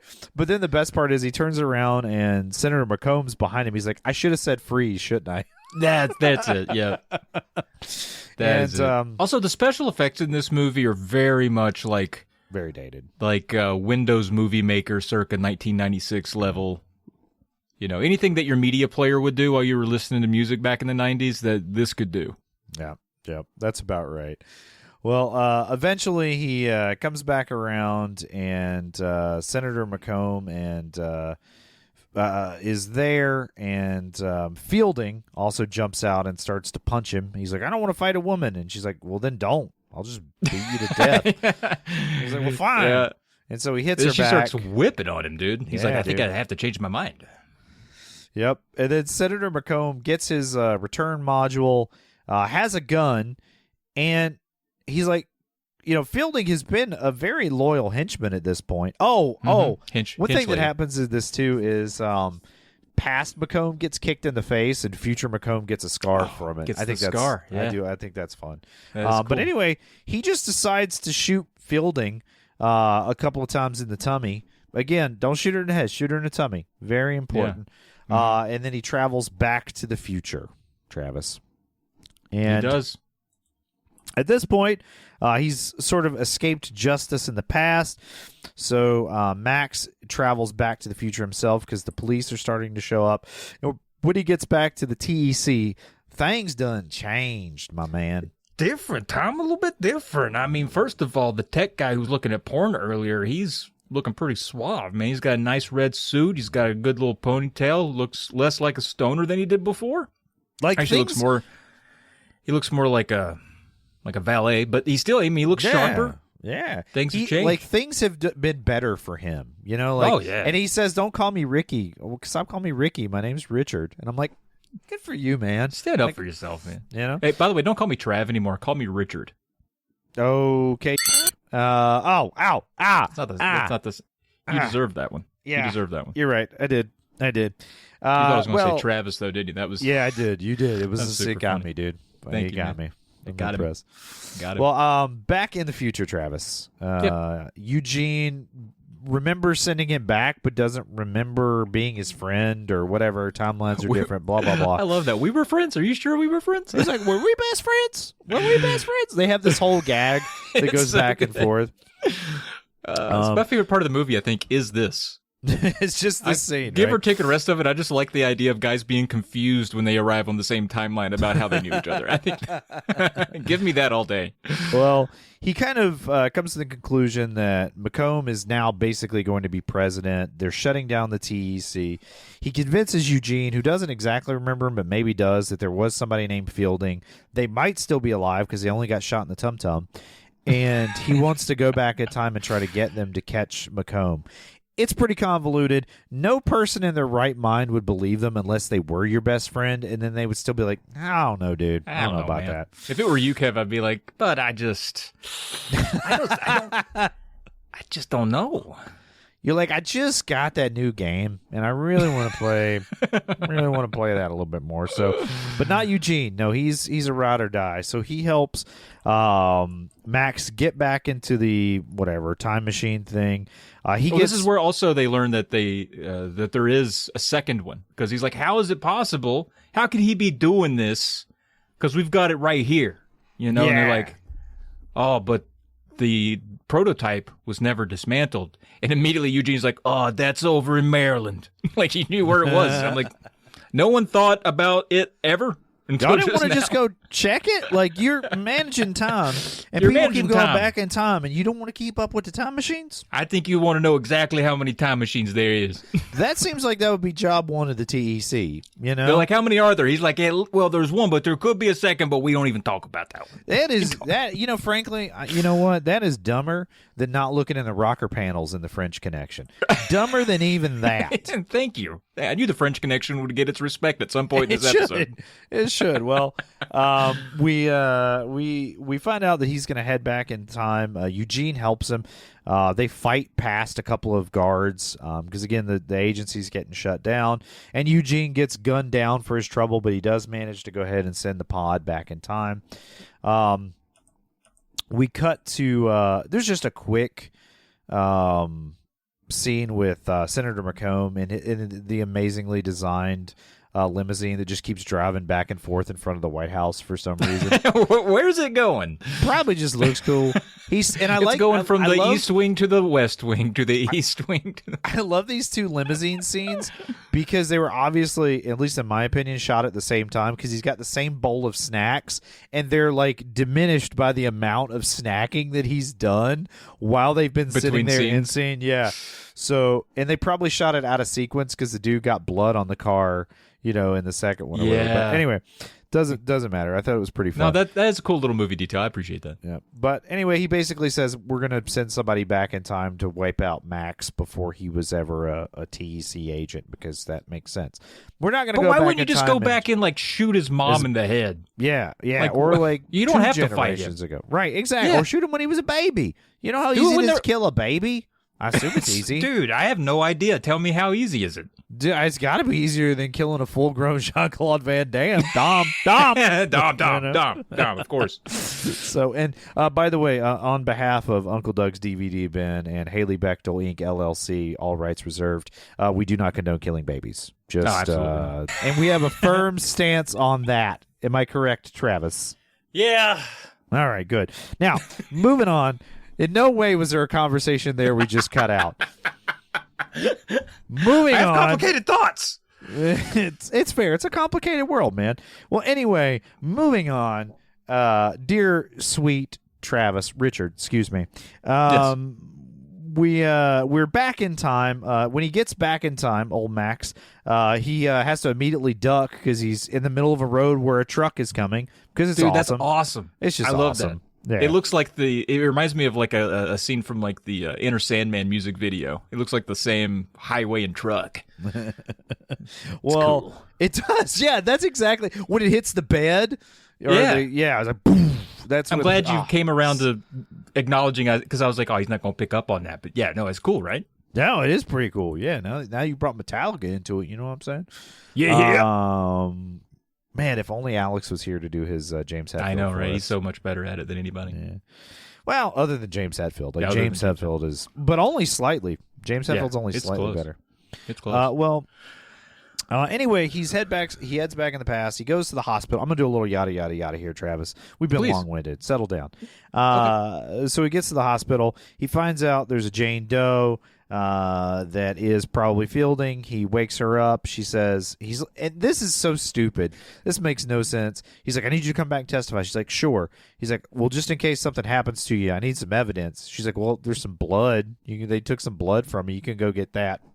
Okay, sure, that's perfect evidence of a senator's guilt. Your blood, for some reason. So he goes in the blood room, which is was a it great just excuse. evidence that she existed? I guess. I couldn't guess, figure but it out then either. if you have no blood to test it against, like you just wrote a label on some blood, you know. Yeah, it that could have doesn't been prove possum anything. blood. Nobody knows. Nobody knows. Nobody. The science was young at the time. Blood science.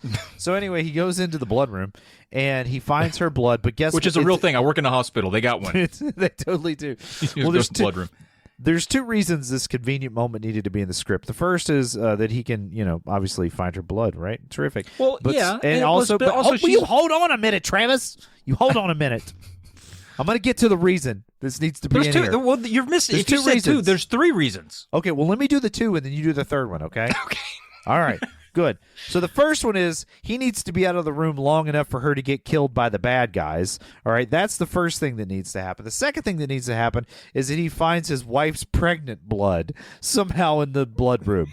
Those were the two reasons that he needed to go to the blood room, Travis, and both of those things happened while he's in the blood room. Now, what was the third? Well, no, I wasn't saying about the. God, no, you nailed it. You nailed it for the blood room. When you said this scene had to happen, I thought you meant the whole exchange, and I was going to say we needed this scene so that these two characters could make up for her double crossingness. Oh no, we needed that's to have a very soft good. spot for her. No, I'm glad you brought that up, but that's not the reason he needed to go to the blood No, room. no. You're right. No, you're right. I was confused about what reasons we were reasoning. I'm glad we settled this whole blood room situation. Well, when he gets back, he's got her blood. He knows his wife is knocked up in 1994. Hopefully by him. Hopefully by him. You know, we did see them. Would you taste the blood to see if it was your baby? Travis, you know I wouldn't know the difference. I'm no scientist. Okay. Yeah, that's mine. So, nor am I a sommelier, so I wouldn't know. I don't know what credentials you need for that, but I don't have them. Anyway, Travis, he goes back to the room. She's been murdered, and the nurse thinks he did it because there's a hypodermic How is she needle. murdered, Kev? I think they put death drugs in her IV. It's weird to keep those right near the blood room. I've always said that. That's a human factors issue. It's strange. Yeah, I'm glad you're in a hospital because they should have thought of that before now. So anyway, the two bad guys are leaving. Again, amazing mullet. One of them looks like, maybe like Melissa Etheridge did in the late 80s. It's pretty sweet outfit she's got going on. He's got going on. And she did too. So anyway, he's chasing them. Security is chasing him because he knows they did the murder, but they think he did the murder. And I love this scene. He goes into like a sick person's room. He doesn't look out the window first to see what floor he's on or what might be out the window. He just dives face first out the freaking window, dude.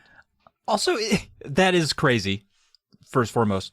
Also, too, it bothers me in movies when guys who are clearly didn't do the thing that people are accusing them of, and they don't say anything. They just accept it and run. Not once was he like, well, it wasn't me.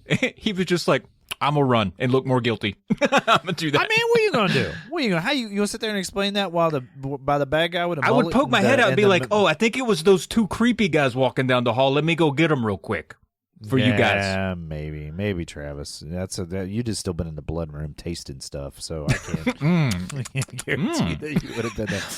Well, he realizes that he could save his wife, and that's probably the right thing to do. So he goes to the mall. He finds her. The bad guys are at the mall. He also finds the guy on the roller skates that stole the purse earlier. Much meaner to him this time. Just he hadn't even done anything yet. He's like future criming him and just chucks him into some potato chips. That's profiling. It kind of is. He finds his wife. He does there's a little bit earlier in the movie when they see each other in the mall where he kind of like whispers in her ear, and he does that again so she hears his voice, and then she turns around. She's like, "Oh God, you're hideous. What are you, 10 years older? Ooh, you're so old. What happened to you? Did you not sleep well last night? Is that a fucking mullet? Is that a mullet? How did you grow your hair out that fast?" Well, trust me, it's me. Trust me. I promise, it's me. Trust and me. That works.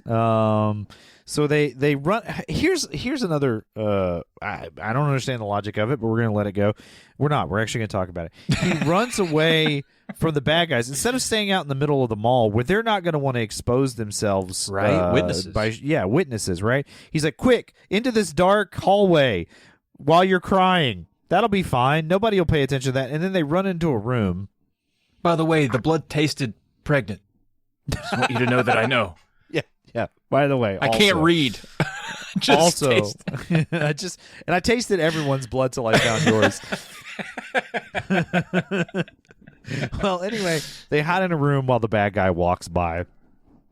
And, he does look menacing, though. I'll say this: in that scene where he walks down the long hallway and he's wearing his poofy MC Hammer pants and he has his hair all in a Viking mullet. He would have been the Viking that got picked on, but still, like this is a big dude. I don't know who this actor is, but I wouldn't be surprised if he was like a pro wrestler. Honestly, you know who the guys remind me of? They remind me of the Nasty Boys from the WCW. Yeah. They just have that icky vibe. What gets me about his whole costume is the metal shin guards. I'm like, were you playing soccer in the apocalypse? What do you need metal shin guards for, dude? No, I'm catcher down at the rec. Oh, that's fair. Well, anyway, he kind of tells her, hey, I'm from the future. I started working for the Time Enforcement Commission, whatever. Your husband, you have something to tell him. Me, basically. You have something to tell him. Make sure he doesn't leave the house tonight and that you tell him that no matter what. So they kind of head back out to the mall. He gets her connected with her husband. She doesn't acknowledge that she met future him. And so presumably they go back home and just do the business all afternoon. Do more business. Again, yeah. Do you think the whole time she was like more into the business because she was like, man, one day he's going to sweet mullet. I'm gonna hold on to him. 100%. Yeah, I think she was totally into it. She was like, man, I can see that future mullet. Also, just hey, you know what? When they first meet, and then in this scene, they're staring into a shop with clocks, and they tell time. And it's a movie called Timecop. Good catch. Yeah, dude. Nice. So Good job, many layers to this movie. So many metaphors. Oh, it's deep. Well, there's a quick cutaway after the mall scene where Senator McComb is told there's an urgent meeting that he has to get to. We're like, okay, cool. Glad that scene's there. Glad we know about that. He's also just a jerk to an aide for no reason other than he's a jerk. So cut to that rainy night back at their... And also they live in like this Victorian, very large but slightly dilapidated house. I guess they bought a fixer-upper. And he gets that same call, past Max to, go into work. Mm-hmm. She hasn't told him yet. So she comes downstairs and future Max is in the house. I guess he knows where they keep the key, right? Or maybe he always kept the key. Oh, my God. What if he never took the key to their house off his key ring, bro? Oh, I bet he didn't, for sure. He's that kind of guy. Also, quick question. Would you be a little jealous? Your wife's been dead for 10 years, and you show up, and she runs downstairs fresh off the business. Would you be like, man, that younger me getting that business? I hadn't had that business in 10 years. Yes, Travis, I might be a little jealous of myself with my wife. I don't know. It's a weird feeling because you're like, well, all right. But anyway, that doesn't matter because she doesn't do the business with future Max. No. She just did the business with past Max. Yeah. But she does come downstairs and she finds future Max downstairs. He's like, listen, just keep him in the house, okay? Again, this is where the movie goes from plot holes to plot Swiss cheese because it makes why would he just go tell him to go anywhere other than your house tonight? It doesn't matter where, just go anywhere other than your house tonight because he knows the bad guys are going to come to the house. He can straight up Home Alone them. You know what I mean? So there's no reason to have past. So basically, by putting past him and future him in the same house, number one, we haven't caught this yet, or we haven't mentioned this yet, but same matter can't be in the same space at the same time, okay? We know something bad's going to happen. Right, if they touch, who knows what could happen. Right, so that's bad. Plus, it also just gives the bad guys two ways to kill him. They now have two targets. Kill him in the past, he's dead in the future. Kill him in the future, he's of course dead in the future, not dead in the past, but that's one less guy to worry about. He's made many errors, okay? Goes upstairs to talk to past him, tell about the pregnancy. He goes outside and he attacks the goons that are waiting for him past him outside. Right? I just hope so hard that everyone has seen this movie. I feel like I've done a great job explaining You've done this, well. Travis. You've done well. But this last 20 minutes is just plot salad. It's tossed plot salad. It's crazy. It makes no sense. So anyway, a gunshot goes off. That alerts inside past Max that something might be going on. They get the drop. Again, I don't know what his plan was. He's like, he just hit the one guy that hit him rather than going. And then he's immediately cornered by two goons. He had no plan. He's had 10 years to think about this. He's had 10. You think he would have had a better plan, but he does. You think karate over 10 years, them. a guy like this, when he's drinking by himself at night, he's like, you know what I should have done? If I'd had it to do over. Yeah, exactly, dude. If I had it to, you know what I would have done. He does none of that. He doesn't. He doesn't do any of it. Well, anyway, he karates a couple of the guys, knocks him down for a second, jumps over the balcony, and runs away to go play in the backyard. He doesn't go in the house to protect the wife that he said, or his past self. He's like, nah, I'm just going to go in the backyard to walk around. So they sort of split up. So a contingent of bad guys goes in the house to go after the young version and the wife, and then the future version is in the backyard, and he just walks away. He's just playing in the woods, not even trying to take the bad guys out. Don't know what he's doing. Well, eventually, he. I wish I'd watched this one with you, dude. This. What's he doing? Why is he in the woods? What are you doing? But it doesn't. Anyway, so eventually, what happens is the bad guys end up, or one of the bad guys ends up in the attic where past Max is, and his wife Melissa has gone out onto the roof. They've got like a little, why I don't know. It's raining out there and it's slick. It's so slick. Don't know why. And they can see you on the roof. Yeah, they can. There is visibility for the roof, but she's out there and he knows the window's open. But then past Max jumps down and fisticuffs the guy. Knocks the gun out the window. I do love this, though. He, like, smashes his hand out the window and then cuts it all up on the glass. Yeah. Yeah, that was cool. I was like, that's awesome. I would have tried to do that. You know, sometimes you see yourself in a scene, you're like, what I have thought to be like, and take that and this and that and that. You know, yeah. Or, like, she climbs up the roof. Once she gets outside in the pouring rain, and these look like slate shingles. They don't look like, architectural shingles or something that have like any real grip or purchase to them. So she's like climbing up this stupid thing. It's slippery. Literally makes no sense. And she's to the brim with pregnant blood. She's got to be careful. So much pregnancy.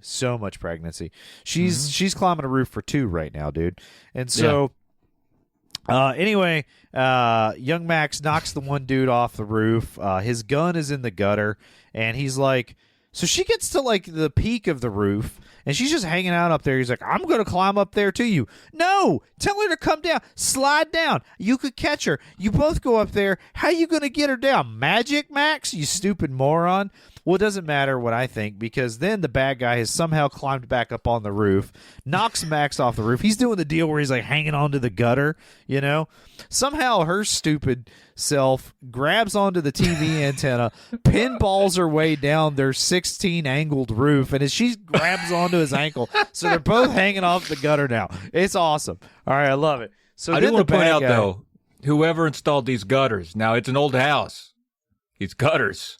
Great. I mean, they're holding up easily, 350, 360 pounds? 3 people. They're hanging for 3. They're hanging for 3, right? Exactly. So the bad guy walks over, and he's like stomping on Max's fingers, trying to make him let go. By the way, dude's holding on with one hand. That's incredible strength. That is incredible. I'm not going to lie. That's insane. But his wife sees the gun, grabs the gun, and shoots the guy through the roof and kills him with the gun. And then he just like goes, oh, here, grab the gutter and climb down. You could have done that the whole time she was hanging there. Yeah. You could have handed her the gutter. Anyway, she saves the day. I'm so glad she did. I kind of like that part. I kind of liked her getting the gun. I mean, the gun. Yeah. Convenient, but cool. Well, they set it up so you think that, like, because they don't show you who shot it first. So you're like, oh, Max got the gun. He's the hero. You're like, no, way to go, Melissa. Nice, dude. Nice. Shooting for 2. Exactly. Max shot for 1 and ended up with 2, if you know what I mean. So anyway, he climbs back up on the roof for some reason instead of climbing down to try to help his wife get away. The roof's fun. He's seen everybody up there. He's like, what's going on up here? I want to turn. This sounds good. That's been a good time. So Melissa runs off through the neighborhood to go get help.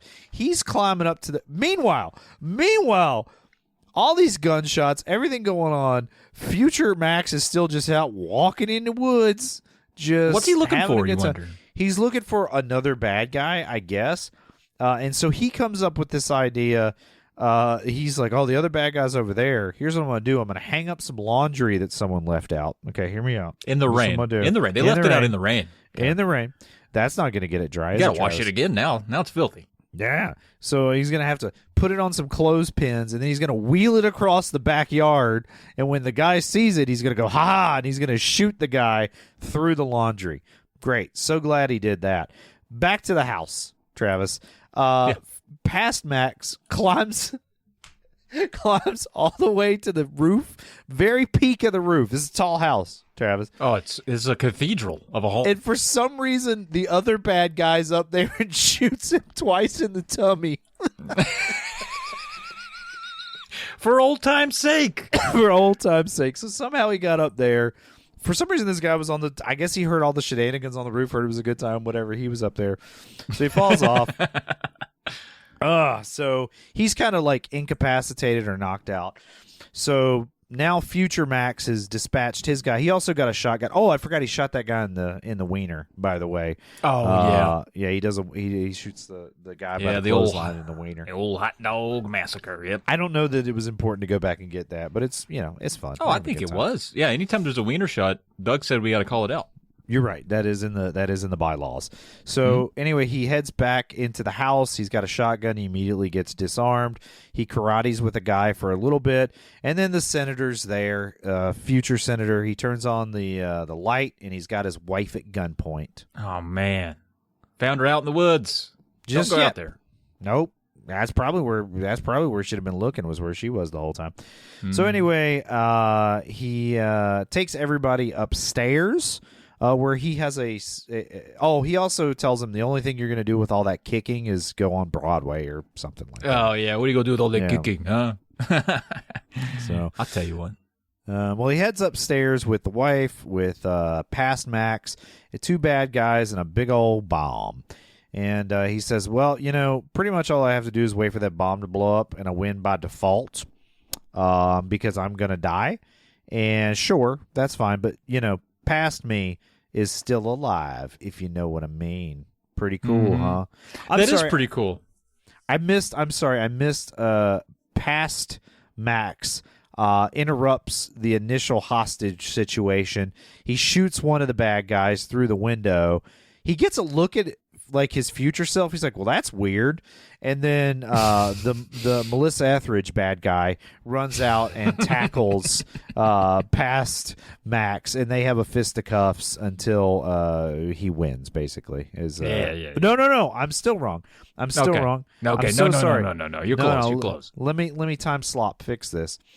So young Max is Past Max is fighting the Melissa Etheridge bad guy, and Melissa Etheridge eventually gets the better of him, but Future Max then comes out and he's kind of been knocked out in the tussle, snaps the dude's neck, the bad guy's neck, but unfortunately Melissa Etheridge had knocked out Past Max before getting his neck snapped, so he's not going to be of any help in the final confrontation.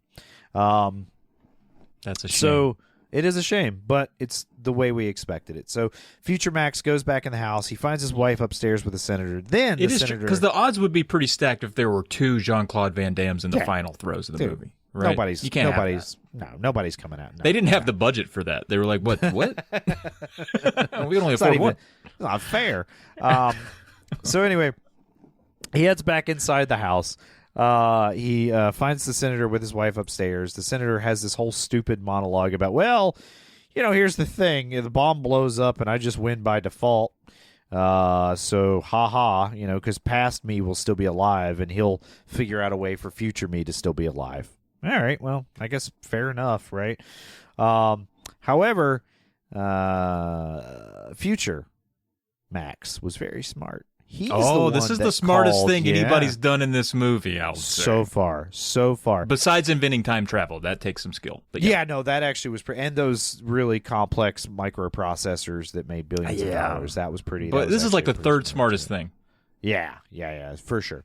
So anyway, he called the past Senator McComb to show up.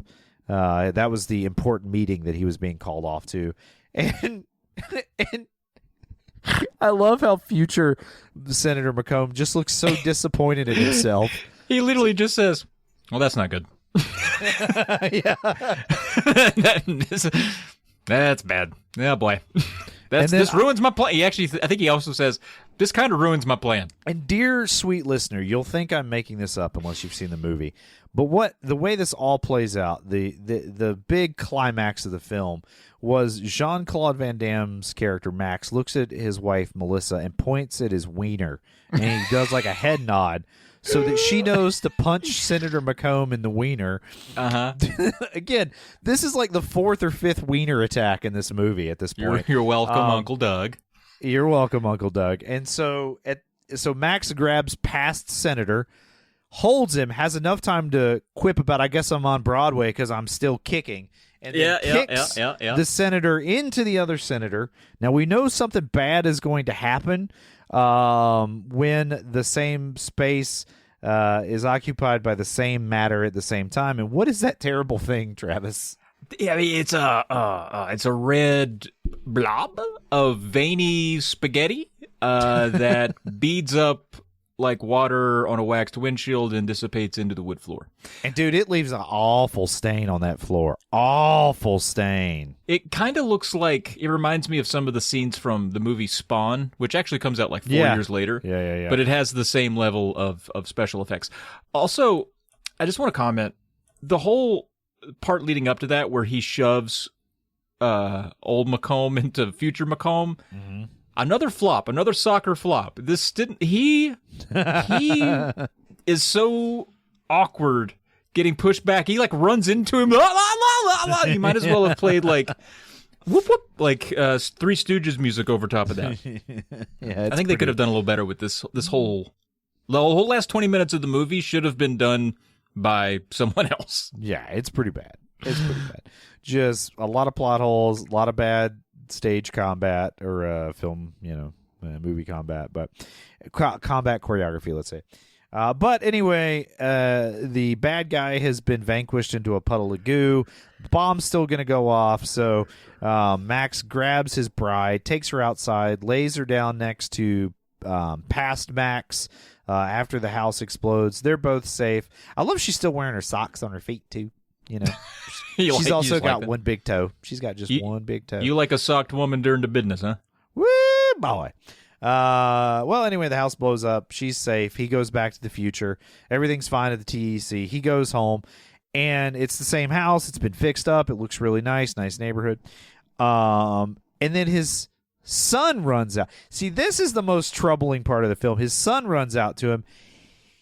He lived the 10 years. Like, that's his memory, right? Like, his memories aren't going to change. He lived the 10 years with a dead wife and no son. He doesn't even know his kid's name. He has no memory of this 10-year-old child that he's holding in his arms. And this is supposed to be a happy... Like, he's going to be like, Dad, when's my birthday? I don't know. Hey, Dad, you remember that time we went to Disney? No. You remember that time we got ice cream? No. He's lost 10 years of his life. I'm sure he's glad to have the opportunity to have new memories, but he has no love for this child. Like, he didn't raise this kid. It's such a weird... And then his wife on the way in, Melissa's like, I got something to tell you. We know she's pregnant again, so at least he'll get to know this kid. But he doesn't know his own son. He doesn't even really know his own wife.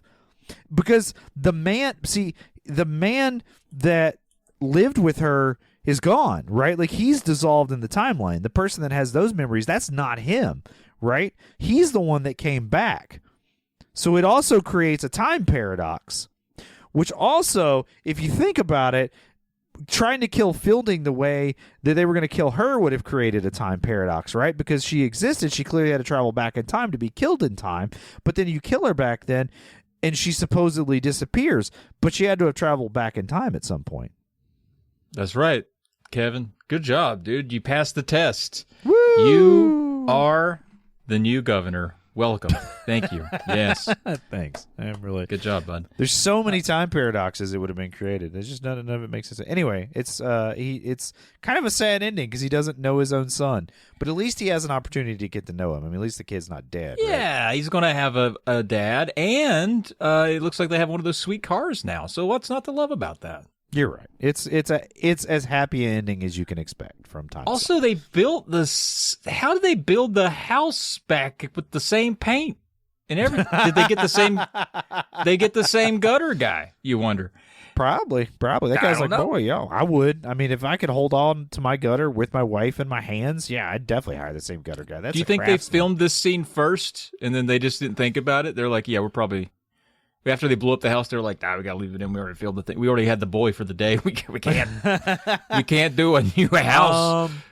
I would have to go back and watch the explosion scene. I imagine that was probably a model that they blew up. Come on, Kev. They blew up a real house in the neighborhood. Yeah, you're right. Quiet neighborhood. They demolished. You can go back and watch if you want to, but they clearly blew up the house for real. Yeah, you're right. No, you're right. That's 100% what happened. It wasn't a model. Well, anyway, that's Timecop, Travis. We did it. We made it back just in time. Perfect movie. I don't see there's not a thing wrong with it, really. 5 gold stars. It's so good. Well, Travis, do you like this movie? I mean, I really dunked on this movie for all the plot holes all the way through, but I love it. I think this is a super fun movie, man. It's one of those movies that hits a weird sweet spot where it's completely illogical, it's goofy, it's kind of frustrating to think about too much, but the on-screen action, even though even that's not done well, is still fun. There's some time capsule stuff with like the set pieces and thinking like what cars would look like just 10 years in advance. Yeah. I love movies that kind of go that extra step. Maybe they meant to be a little ridiculous with it. And I think this is based on a comic. You would know more than me. And maybe it's following the vibe of the comic as well. I'm not real sure. But I find it infinitely rewatchable. There's just something about it that I can't, no matter its flaws, I just forgive it so much because it's so fun. It's just fun. Yeah, it's just a fun movie. Well, and I think if I keep watching it, one day I'll just understand the ending. I'll be like, of course. That makes so much more sense. Yeah. Well, Travis, who cares what we think? How about some of those post-credit reviews? Yeah. We got a 4.5 here from The Dark Swan, February of this year. Pulled a quote from the movie. It says, I can still kick. I must be on Broadway. Going to be thinking about that Florida counter jump and split and Jean-Claude insanely gorgeous mullet. Me too. It's like I said, that'll be the memory. You know, like when I'm sitting in my deathbed and the little beepy thing is slowly stopping to beep. You know, that's just what you call your regular bed for some reason, though. Yeah, it's just my deathbed. I just call it my deathbed. And I have weird. I wish you'd quit. But yeah, monitor. Well, it's fine. But anyway, as I fade into the nothingness of death, the last image that I see in this living life is going to be Jean-Claude Van Damme on that counter in a split with sparks shooting out of his crotch. Yep. Same now, for real, for sure, for same. Very cool. All right. I want to comment. There were a lot of 5-star reviews for this movie, but they were very long-winded for some reason. I don't know if this was like a film study at Harvard, but everybody thinks they have a lot to say about Timecop. I don't know why. So that's the only short 4.5 or to 5-star you're going to get. Now, there's some audiences here that left some spoilers for us. Not really spoilers. I just put this one at the end because I thought it was funny. 3 stars from Dutch, spelled with various characters. April 2024. Sometimes I wish I could go back in time and be gay. Hey, listen, bud, you could just be gay right now, and we would love to you don't have to. You are Dutch, you know. Yeah, don't rue the time wasted. Get gay now if you want to be. Make up for lost time. That's what I say. It's like they always say, you know, the second best time to be gay is right now. Yeah, it's like Dutch, hurry, be gay. Don't waste any more time. Yeah. Up next, we've got Robo Balboa. Great name. Yep.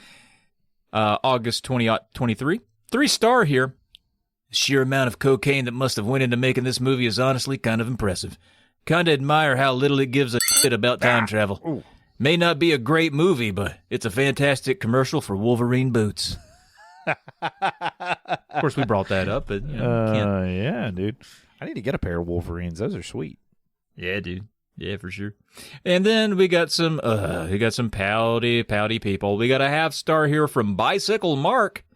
This is a long time ago, Kev. This is back in 2017. We're just kids. So you get in the vehicle before you travel to the past. You appear back in the vehicle when you come back to the present. But once you're in the past vehicle gone, where does a vehicle go? Why a vehicle at all? Those were all the questions I had too. So I think you were just doing an impression of me, frankly. Those are the questions that the canon that I created in my head for the way the time travel in this works is, you know, much like Back to the Future, you have to be traveling at a fast speed for the machinery to work. So what happens is you leave that immediate instant, you know, from the capsule that you're in. You travel back in the past, and then when you're in the past and you recall yourself, it recalls you back to the immediate instant you left inside the machine, and the machine comes to a slow stop. But that doesn't explain why two people got squeezed on the wall.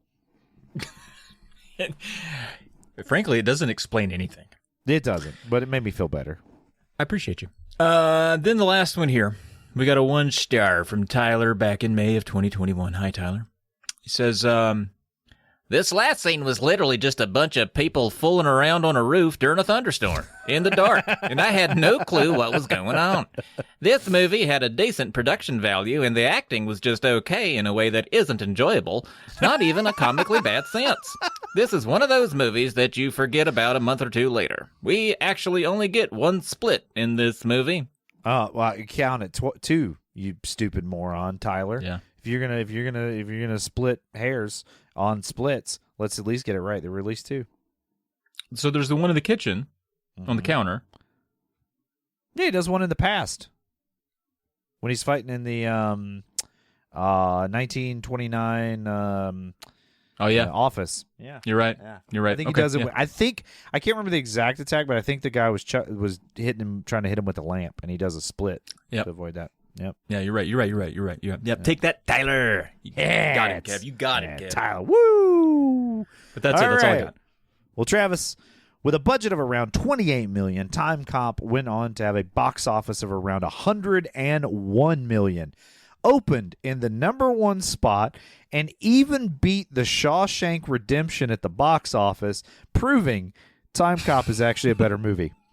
This fun 1990s romp is based on a comic book, Timecop, A Man Out of Time, created by Mike Richardson, who was also the founder of Dark Horse Comics. Not only was it based on a comic book, it had a comic book that was then based on it. This is like a Street Fighter situation, the movie game. Exactly. Wrap your mind around that. And while you're wrapping your mind around that, Google gameplay of the Timecop SNES game. It's boy, it's timeless, isn't it, Travis? Yeah, Alex don't like it. It's not. It looks terrible, frankly. Let's not forget the television series and the direct-to-video sequel, Timecop 2, The Berlin Decision, which does tackle what would you do with a time machine? Would you go back in time and kill Hitler? It's a terrible movie, but it does have some fun. Yeah, it's not. It's terrible. But it does have. It doesn't have Max or Jean-Claude Van Damme. Right. I took the time to read some reviews for that one because I was curious, and I actually saw a lot of reviews that were pretty forgiving. It was like, actually, this wasn't as bad as it could have been. So it's not. Now I'm that is curious. true, and it's got some good martial arts action in it too. Okay. So, but Timecop is just pure turn off your brain fun that manages to ask the most important question of our time, which is, what would happen if the movies The Terminator and The Demolition Man had a baby, and that baby was Jean-Claude Van Damme? The muscles from Brussels, baby. Baby! Oui. Very good. That's it, man. We did it. We did it. Thank you for allowing it to happen. Thanks for pulling it out of the bin. Thanks, Jean-Claude Van Damme, for being extremely entertaining, even with your forehead bump. I hope folks were able to follow along with that plot description. I swear. It's probably better that they didn't. Yeah, just like the last 20 minutes of Timecop, maybe just skip the last 20 minutes of this one, probably. Well, anyway, if you enjoyed this podcast, you can catch Travis on lots of other podcasts like Polykill and Drunk Friend over on the Poly Media Network, a subsidiary of Haley Bechtel Inc. LLC, all rights reserved. You can catch me over on the Board Game Podcast, a Blue Peg, a Pink Peg. You can catch both of us on stage with Big Lick Conspiracy doing improv comedy. If you want to preserve the timeline, support the show on Patreon as the Poly Media Network. We, of course, have to thank our pal Harvest Black for that kitchen split of a theme song. And just like our Uncle Doug always says, Never interrupt me when I'm talking to myself.